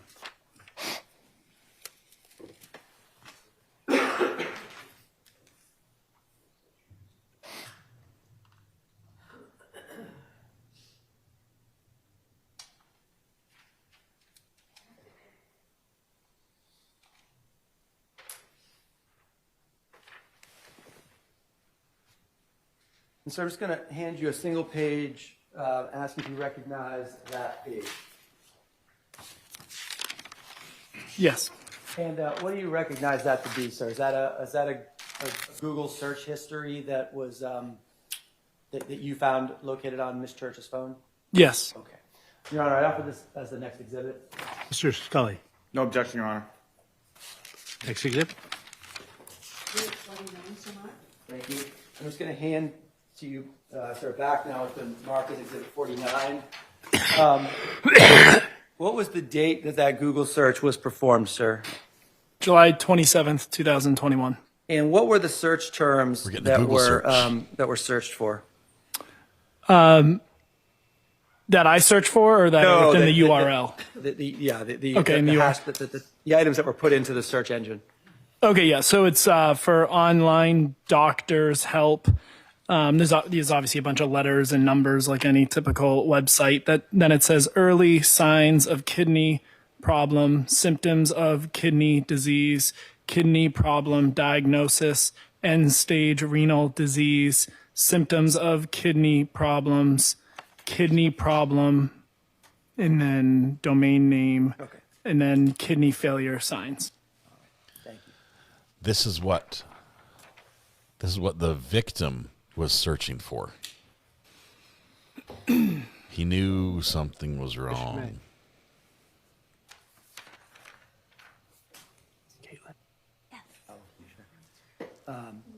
Just one last thing, sir. So the Powerade Exhibit 20, the de-icer 22, the Fanta can, those were all submitted to the lab either in the form that they were as they appear here, though the Powerade had some liquid in it, correct? Yes. All right. The de-icer looked about the same. Yes. All right. And the Fanta can you had poured into the specimen cup, those were all submitted, and you had requested ethylene glycol testing on those items? Yes. All right. And then later on, you purchased 2 items just from a store, right? Mm-hmm. Another bottle, an unopened bottle of the Rain-X de-icer, correct? Yes. And then a bottle of antifreeze, correct? Yes. And you also submitted those for ethylene glycol testing? Yes. Thank you, Judge. Nothing further. Thank you. Mr. Scully. Thank you, Your Honor. Buckle up, guys. Sorry.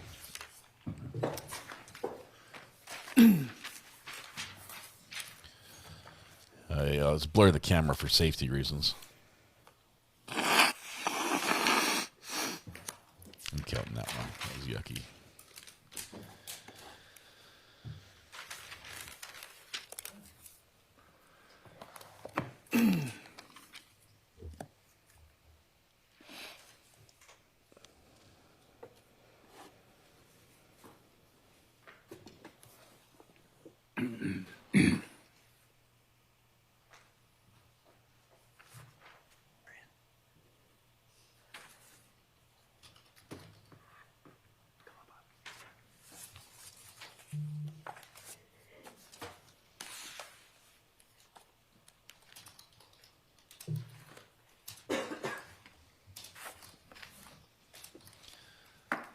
I'm counting it as 2 coughs when there's a breath between the coughs. So if it's this doesn't count. If it's that's 1. If it's that's 2. So we're trying to get the coughs broken down that way. Cindy, I don't think you'll enjoy the moment. You can go back and watch. It's the spiciest spicy court we've ever had. It's all coming in one day, but it's about to get worse right now.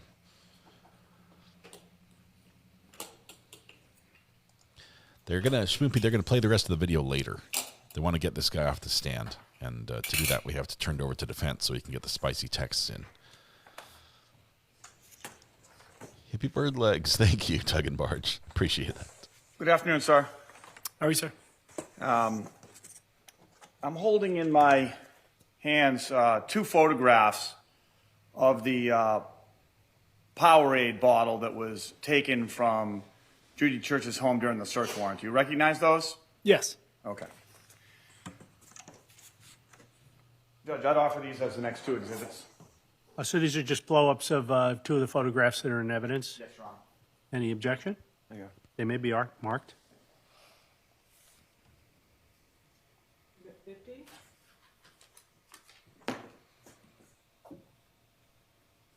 Exhibit 51, so marked.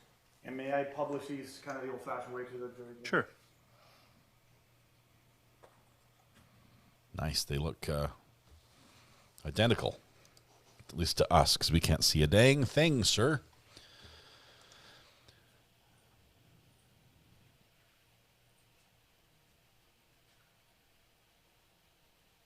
Jody Tietsort. Happy birthday. Sir, Thank you, exhibits Jody. 50 and 51, which I'm now holding in my That was 3 hand at in the once. counsel table. Let's start with exhibit 50. the vertical picture of the Powerade drink, which you can see on the bottle says fruit punch, right? Yes. Which would be red in color, right? Yes. And so what's depicted in there is a bright orange color. Yes. And it's fair to say that one of the issues that presents itself here is how would Leroy Fowler... Objection. That was one. Let me see counsel at sidebar, just because I have a feeling that this is going to be a recurring issue. So let's see if I can deal with it right now. The judge is shutting down the defense. The judge is frustrated because earlier in this trial, the defense would ask questions they know they cannot ask. They know the witness cannot answer, and they'd ask the question for the effect the question has on the mind of the juror. And there's an objection, and it's sustained. And they ask the follow-up question, and there's an objection, and it's sustained. And they're like, you can't. That's sustained. And then they ask the third one, and this is something they like to do. Basically, they go where the judge tells them they cannot go. So the judge is trying to put a stop to this right now. I predict that unless the defense has a really good reason for this, we're not going to hear that question or a version of that question next. Happy birthday, Ari, from Sidetracks and Splinters. And I. Thank you very much, Steel and Stitches. Thank you very much. Oh, love it. Love it. Steel and Stitches designs. Love the name as well. It was an inappropriate comment by the judge. I believe so. Because the ruling is going to be obvious to those who understand court. The question that was objected to will not be allowed. The judge saying, let me put a stop to this. It seems to indicate that the judge is opposed to what defense is doing. So, yeah. Here comes the soap. Soap in the mouth. Kelly, I just listen a lot.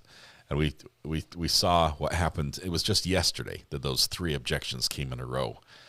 The level of the level and the point the state objected to, right?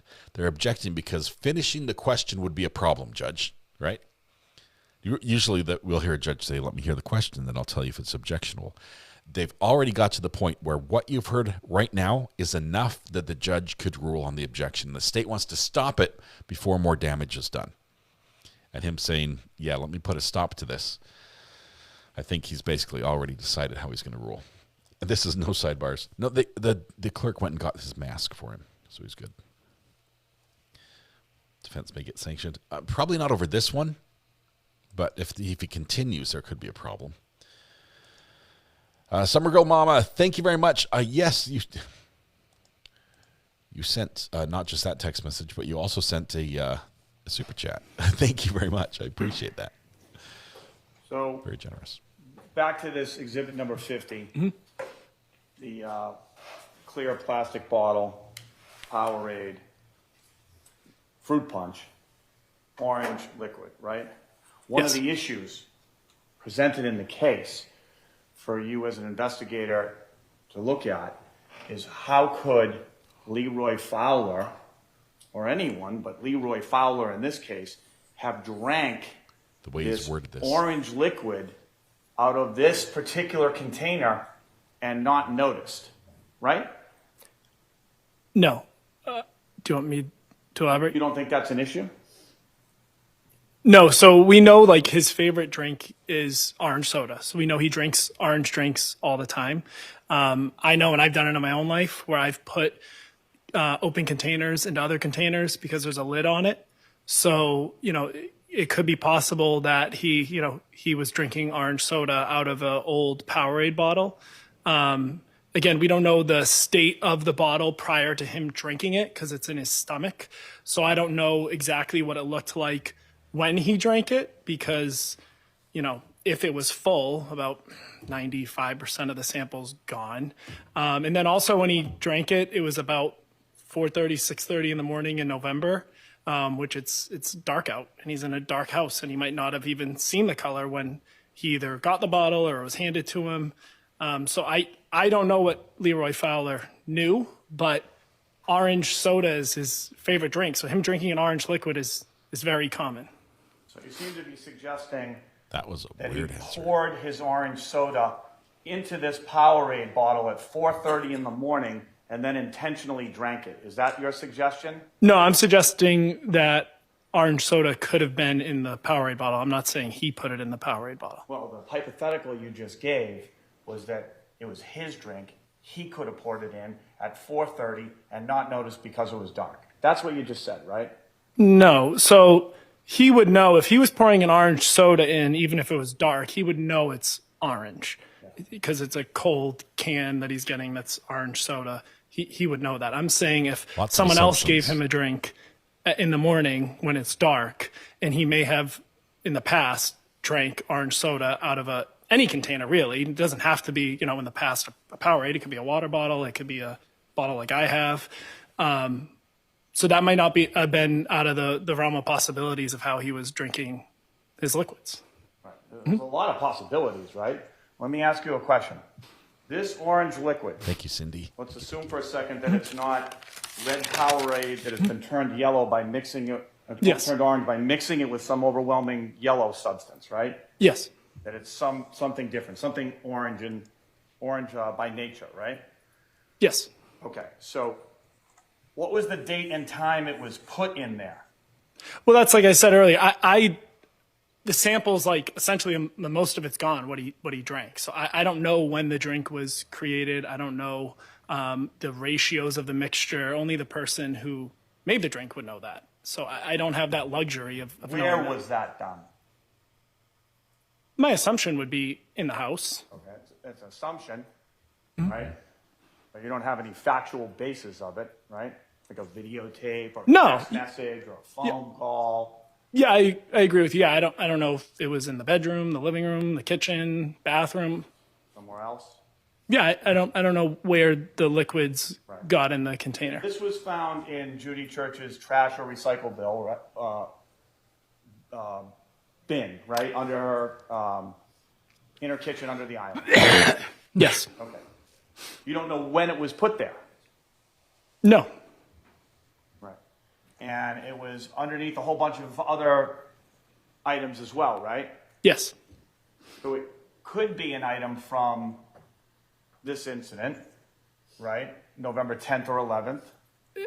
I would say so, yes. Right. Or maybe not. Maybe it was there from before, right? Yeah, if someone had been giving him ethylene glycol before in like his prior complaints, yeah, then maybe it was one from before. And you just have no idea. It's not like a cell phone where I have metadata. Like, so I'm testifying under oath. I can't tell you that it's a Powerade bottle in a trash can with ethylene glycol in it, and he died of ethylene glycol poisoning. If this was cell phone data, I would be confident to give you a date, time, sometimes location. I don't want to speculate what it. You were looking at specific evidence to this issue when you searched her phone and when you interviewed witnesses, conducted your investigation, right?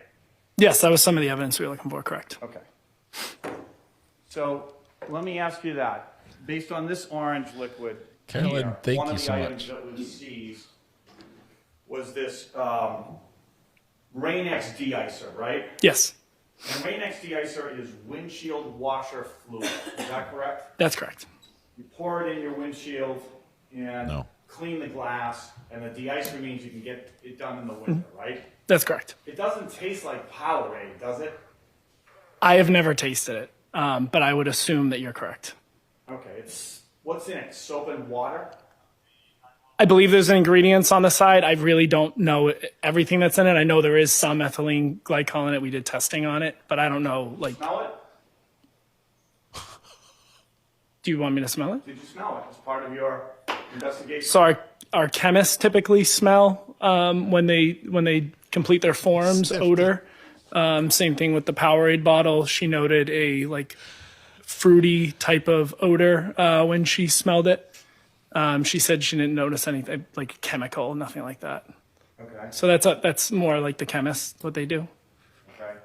Now, one of the fine prints on the label is that this product contains a bittering agent, right? Is he going to taste this? Yes, if you just read it, yes. Yep. And what is the bittering agent in this product, if you know? I think the store name is Bittrex. The scientific name, I'm not positive. Denatonium benzoate? That sounds right. And are you aware that there is, in fact, a Massachusetts general law that requires that to be put into antifreeze and similar products? Yes. As a deterrent, right? Yes. We're 2 minutes away from a 1, 2, 3, 4, 5, 6 on the clock.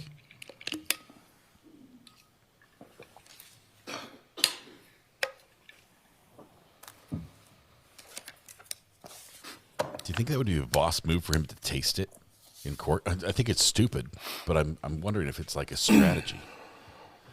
Or would that be, destruction of evidence? I don't know. What? Judge, I have a printed copy of Mass General Law 94, Section 303N, and I'd ask that that be moved into the next exhibit. Any objection? No. Maybe. Exhibit 53, so Mark. Prosecution's now, like, as no you were objection, conducting Your your investigation, you kept referring to antifreeze as a potential substance that contained ethylene glycol that could have caused Leroy Fowler's death, right? Yes. All right. And you just testified that you were aware of Chapter 94, Section 303N, right? Yes, I'm aware of it. Okay. And a copy of that has just been marked as Exhibit 52. May I approach the witness, Your Honor? Yes, you may. Thank you, Your Honor.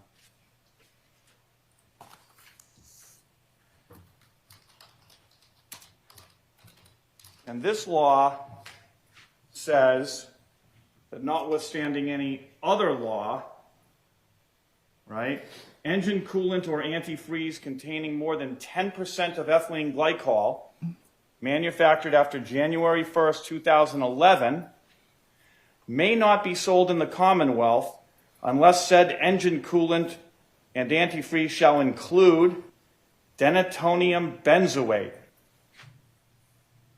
at a minimum of 30 parts per million and a maximum of 50 parts per million as a bittering agent within the product so as to render it unpalatable. Right? And yes, that's the law. Unpalatable. Yes. What does that word mean? Doesn't taste good. I would say it's something like you don't want in your mouth. Tastes bad, right? Yes, yeah. Okay. And may I publish this to the jury on the screen, Judge? Yes, you may. And there's more to this law, a couple of more pages, which is still attached to the exhibit, which has to do with companies, as long as they do this, they're not liable. Somebody consumes it, right? Yes.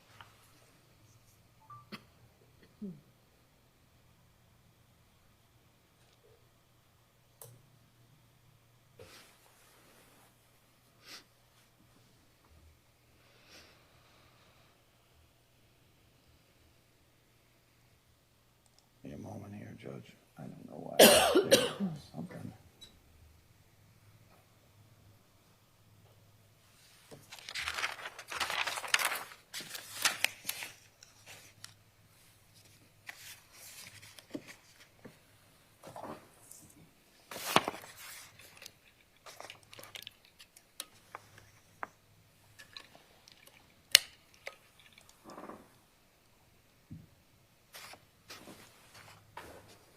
Okay. Well, I'm not going to delay us too long here because that's coming out very light and not too legible. I think people could read it. Judge is like, go ahead. I think everyone had a chance to read it. You can proceed. All right. So this product here, the de-icer, windshield washer fluid, is not specifically engine coolant or antifreeze, right? That's correct. But it does say that it has a bittering agent in it. Yes. Right? Okay. And Was this, to your knowledge, did you have this tested for a bittering agent? No. Okay. Does it contain a bittering agent? You just said that it does. Yeah, the ingredients do, but does the liquid actually contain it? I just said we didn't have it tested for a bittering You agent. didn't have it tested. Yes, that's correct. Okay. Now, another item that was taken from Judy Church's house was this Powerade sports drink, right? And originally this had the orange substance in it, right? Yes. Okay. And that was brought back to the Massachusetts State Police Crime Lab, right? Yes. Where a number of things were done to it, right? Sample was removed and sent to a laboratory out of state called NMS, right? That's correct. And also, this bottle was printed for fingerprints to see if there was evidence of who had handled it, right? Yes. And there was no fingerprints, no legible prints that were lifted off of that. Yeah, I believe No it. evidence. Yes, I believe it was no like legible. It doesn't prints. mean it wasn't handled by someone, it just means there was no fingerprint on it. I agree. Same with this de-icer, right? Yes. It was checked for fingerprints, but no usable prints were really found, right? That's correct. Doesn't mean someone didn't handle it, just no prints on it. That's correct. Okay. And so this item here, substance gets removed, it got sent for fingerprints, we just talked about that, and it also got sent for DNA testing, right? That's correct. And now you can see that the, and this is Exhibit 20 for the record, the Powerade sports drink bottle, that it's a little cloudy now compared to in the picture I just showed you, right? Yes. And is that likely from the fuming that gets done when it gets searched for prints? Yes, that's my assumption. Okay. They usually use like a little like powder. So there's an issue that you're exploring as you're involved in having materials sent to NMS laboratory out of state, which is in Pennsylvania, to test for ethylene glycol. Yes. Because at the time, that test was not done in-house at the Massachusetts State Police Crime Lab, right? Yes, I believe they weren't like accredited for ethylene glycol, so that's why we sent it out to another lab. So you send it to NMS. Now, were you aware at the time that you were sending that sample out of 94 section 303N? I don't believe at that time, no. Okay. So at that time, as you're sending it out, you don't know that it may contain a bittering agent as well. Yeah, at that time, because I believe that was probably like the day after the search, right? That we got the bottles and all that. Yep.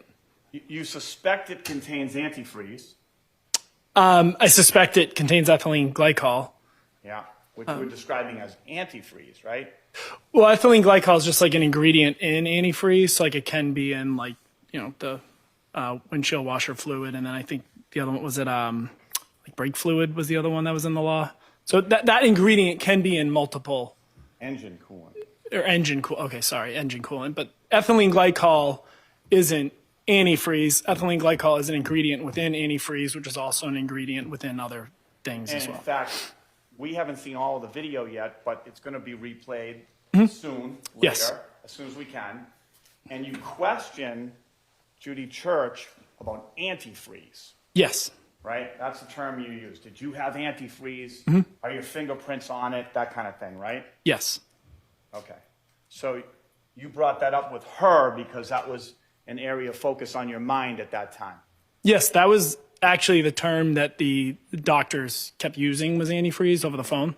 So antifreeze was definitely in my head at that time. Antifreeze came from the doctors, came to you, was in your head, and you were questioning Judy Church about antifreeze, right? Yes, I was questioning her about antifreeze. Are there antifreeze manufacturers, to your knowledge, that are the color orange?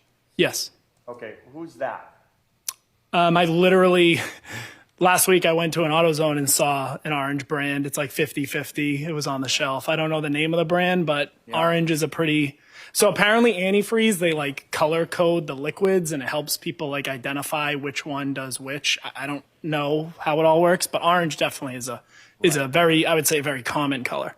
And is it fair to say, as a matter of common sense, that antifreeze doesn't taste like Powerade?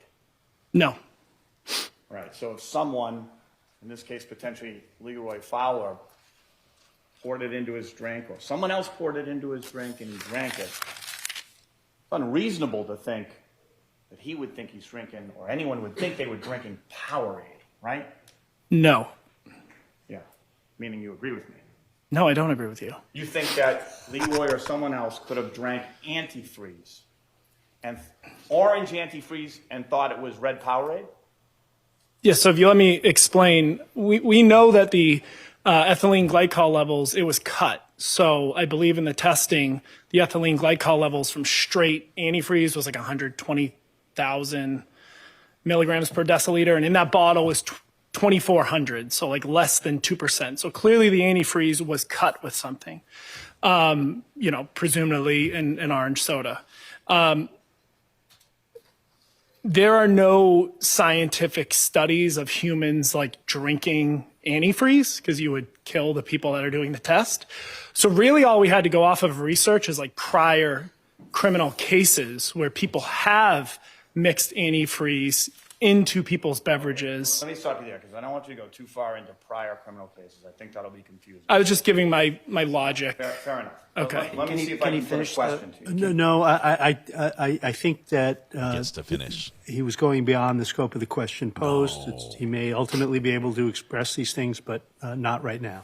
Go ahead, Mr. Scully. I apologize. So, no need. Sorry. You did testify, I think, in a fair partial We get response on at least to redirect. what I had asked about this orange liquid antifreeze, and it was discovered that it was cut with something, right? Yes. Okay. And you said presumably orange soda, right? Yes. Was that ever scientifically determined to your knowledge? That it's orange soda inside of it? Orange soda in here. Yes, yeah. I'm not aware of any accredited labs that test for like Fanta orange soda or red Powerade. That's nothing I'm aware of that any of these labs perform testing to test orange soda. Okay, so that's just a presumption on your part to help with your investigation, right? Yes, I don't have a scientific test saying Careful word. Presumption to help All right. your investigation. Now, Sneaky defense. you weren't aware at that time that it was sent to NMS, that this sample was sent to NMS, of the law that required the bittering agent. Right? So I'm realizing that. Now you are aware of it. Is that true? Yes, I'm aware of it. Yes, I'm aware of it now. You weren't then, but you are now. Yes. Okay. So it gets sent to NMS, and there's a request to test for ethylene glycol. But there's no request to test for a bittering agent, right? No. And there was a sample from a Fanta orange can that you collected, right? Yes. And that was also sent to NMS with a request to test for ethylene glycol, right? That's correct. And is it fair to say that that test came back with some interference, so inconclusive, so there was never a positive or negative finding? Yeah, that's correct. I can't explain why, I don't have the background. But Ethylene glycol was found in this, in the sample from Exhibit 50. that's correct. Okay. But neither were tested for the bittering agent then, right? That's correct. And these were sent out to the lab, December of 2022, January 2023, somewhere in there? Sounds about right. Yeah, pretty early in the case, right? And you've since learned about the bittering agent. When did you learn about the bittering agent? Oh, God. When? I don't know if I can put a date on it, to be honest. We've had many discussions about this case, and I just don't know if I know the exact date. Okay, so do you know what the year? Probably, I don't know, is it like 2023, 2024, in that range? I really don't know, like, the date. So on the outside, you were unaware of a bittering agent and a law requiring it in antifreeze for maybe 2024 or so. Probably 2023 is my best guess. I'm trying to like encompass any, again, I don't know for sure, but if I had to give you a year, I'd say 2023. Wasn't the label a clue though? The Rain-X label, like a clue? We should be looking at that. So we had conversations about the Bittrex, and I don't want my answer to go where I wasn't supposed to go because what I said earlier. I'm just asking, wasn't it a clue? When did you notice, if you did, that the bittering agent was in the Rain-X? I don't have it documented the time. I mean, like I read the ingredients. I'm sure the moment I read it, I saw Bittrex on it. It wasn't something that you knew when you sent it to NMS, right? Yes, I would say that's correct. Sometime after that. Yes. So now focusing back on Exhibit 50, okay? So you've learned at some point that this Mass General Law requires bittering agents to be present in antifreeze and similar substances, right? At any point, do you have a laboratory, ask a laboratory to test for the bittering agent? No. Right, even after you know it could be in here. Well, it says it's in it. No, this is the Oh, sorry. I apologize. The Powerade bottle. Okay. Powerade bottle, right? This is the bottle that Leroy might have drank. That definitely had ethylene glycol, right? That was tested positive at the lab. We'll stipulate to that, right? And now you know that there could be a bittering agent. Yes, and again, which would be a factor. Yes. To consider, right? It's 2023. It's 2024. You don't have it tested. Yes, we had discussions, and we have our reasons why we didn't. And then 2024 rolls into 2025, and it's still not tested, right? Yes. What you learn, though, is the defense team makes a request and says, hey, we want to test it. Yes. Right? And as far as you know, we took a portion that was a leftover sample of this item that was not sent to NMS, right?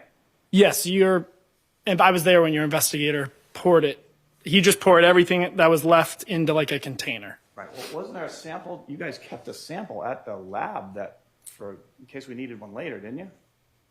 They had a sample, There yes. should be one there now, right? No, I don't believe there is. Oh, you think you gave our investigator the whole sample? I gave him everything that was in, like a comparison. Everything that was left, yep. Okay. And did the prosecutor, was he involved in that particular decision, do you know? To give the liquid? Give it all.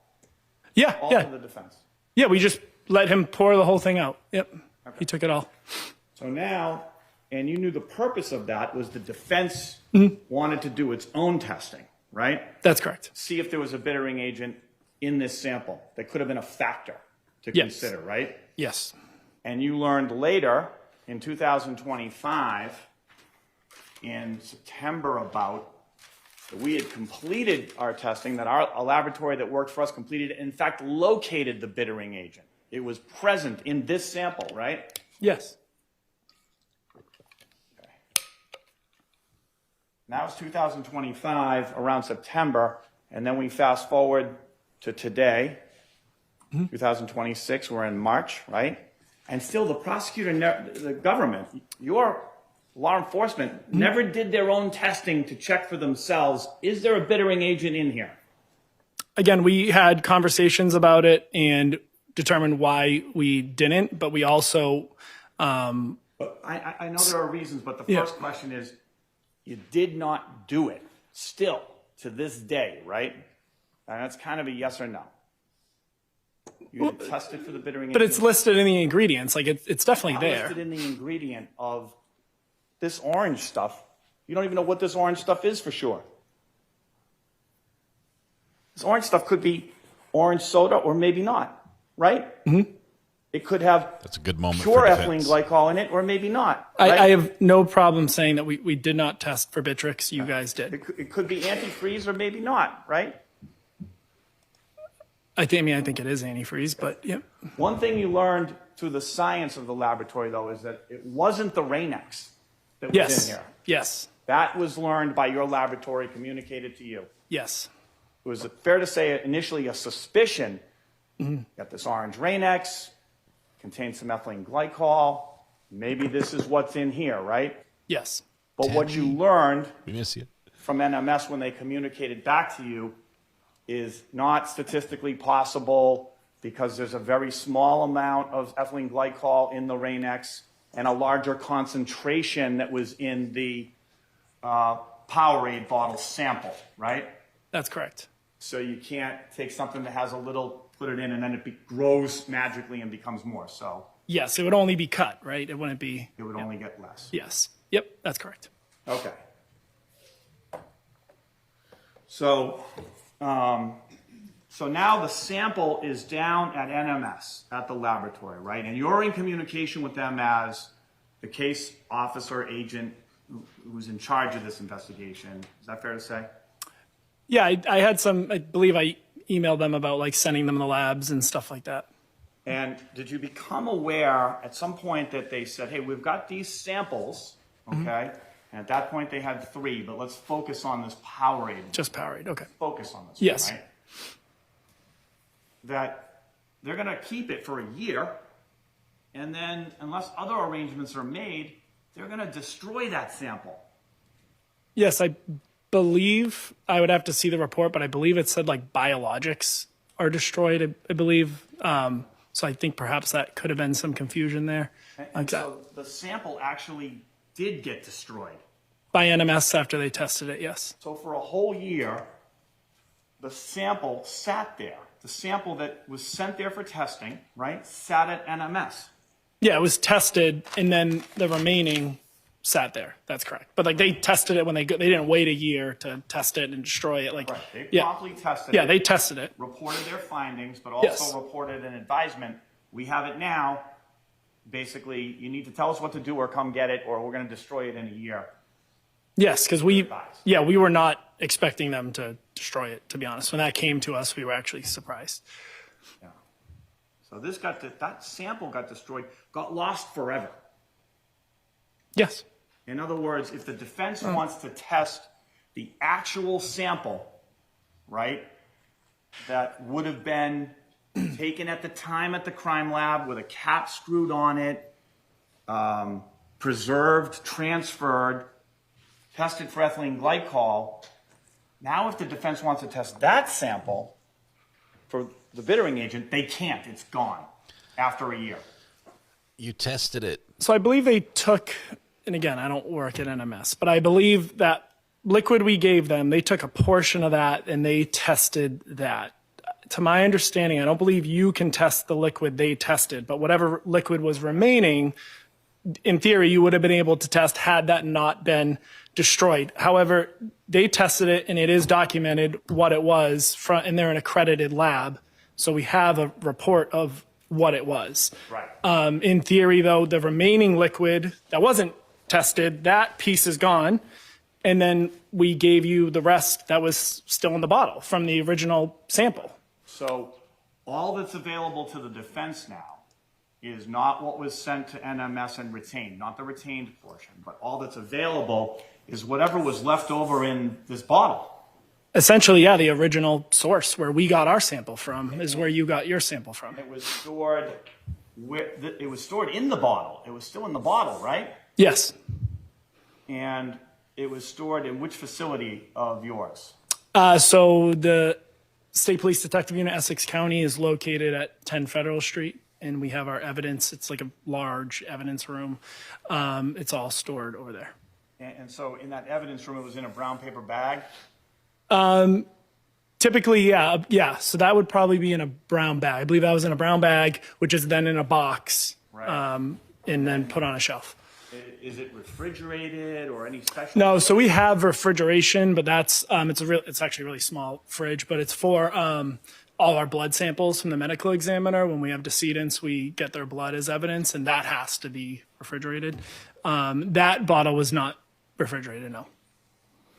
So it's left to whatever environmental issues happen over the next couple of years until the defense gets a sample and tests it, right?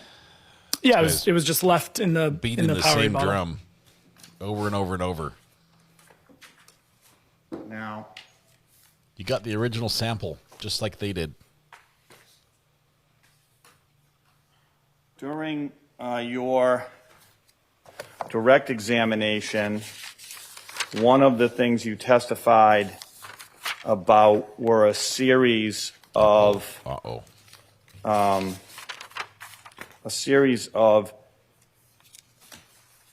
we go. Series of notes that were on an app in the phone of Judy Church that you searched, right? That's correct. Buckle up. And those were introduced as exhibits 43 through 45. And then again, there was a solo one, exhibit 46, right? Yes. Okay. And you read some excerpts from the witness stand, and they contained some vile language, right? Yes, those were whole, the ones I read, the two I read were whole notes. They weren't like Right. portion of a larger note. They were two whole notes. And these notes, though, these aren't text messages sent out to Leroy Fowler or Barbara Randall or anyone else, right? No, they're like notes. It's a note application within the phone where it's the same thing as like writing down on a piece of paper, like your notes for you. You're not sending it to somebody. And it's clearly a place that Judy Church was privately venting her feelings in a pretty unfiltered way, right? Could say that again. I would agree with that. Right. And no filter. Not in a way that was being communicated directly to one person or another. I would agree with that. Okay. Mr. Scully, I think we're going to stop here because I want to try to resume just about exactly at 2 o'clock. So I want to give the jury and all court personnel a full hour lunch, but I do want to get back to this so that we make the most use of the afternoon and can complete this test. We could have got these in So we will before take a lunch. 1 hour lunch break right now. Then we could have just had the morning demonetized, not the afternoon demonetized as well. Oh, no. No. I mean, yes, good. We're not getting into it, but no at the same time. All right. Yeah, you're not going to have an appetite after you. Oh, it's going to be bad. It's going to be bad.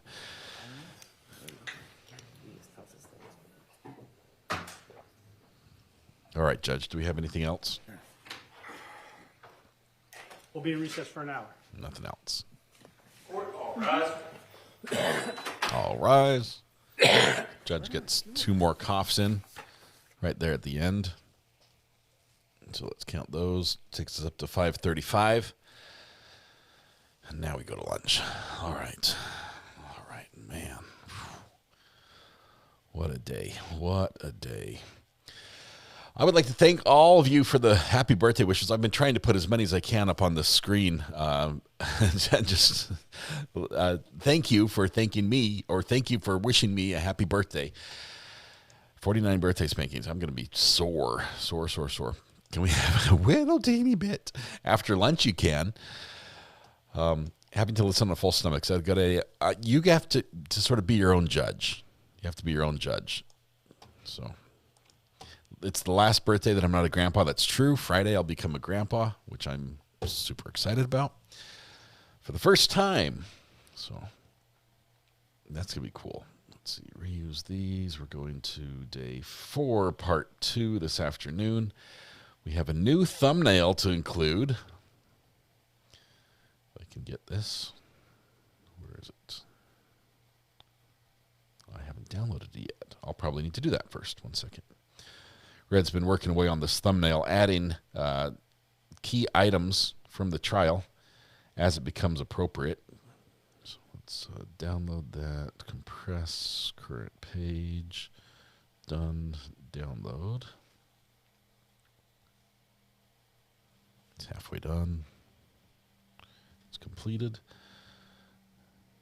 Now change our thumbnail out to the new one. All right.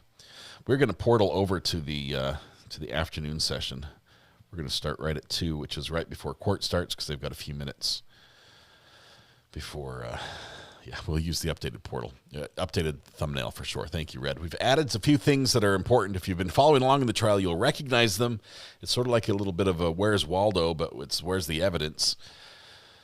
And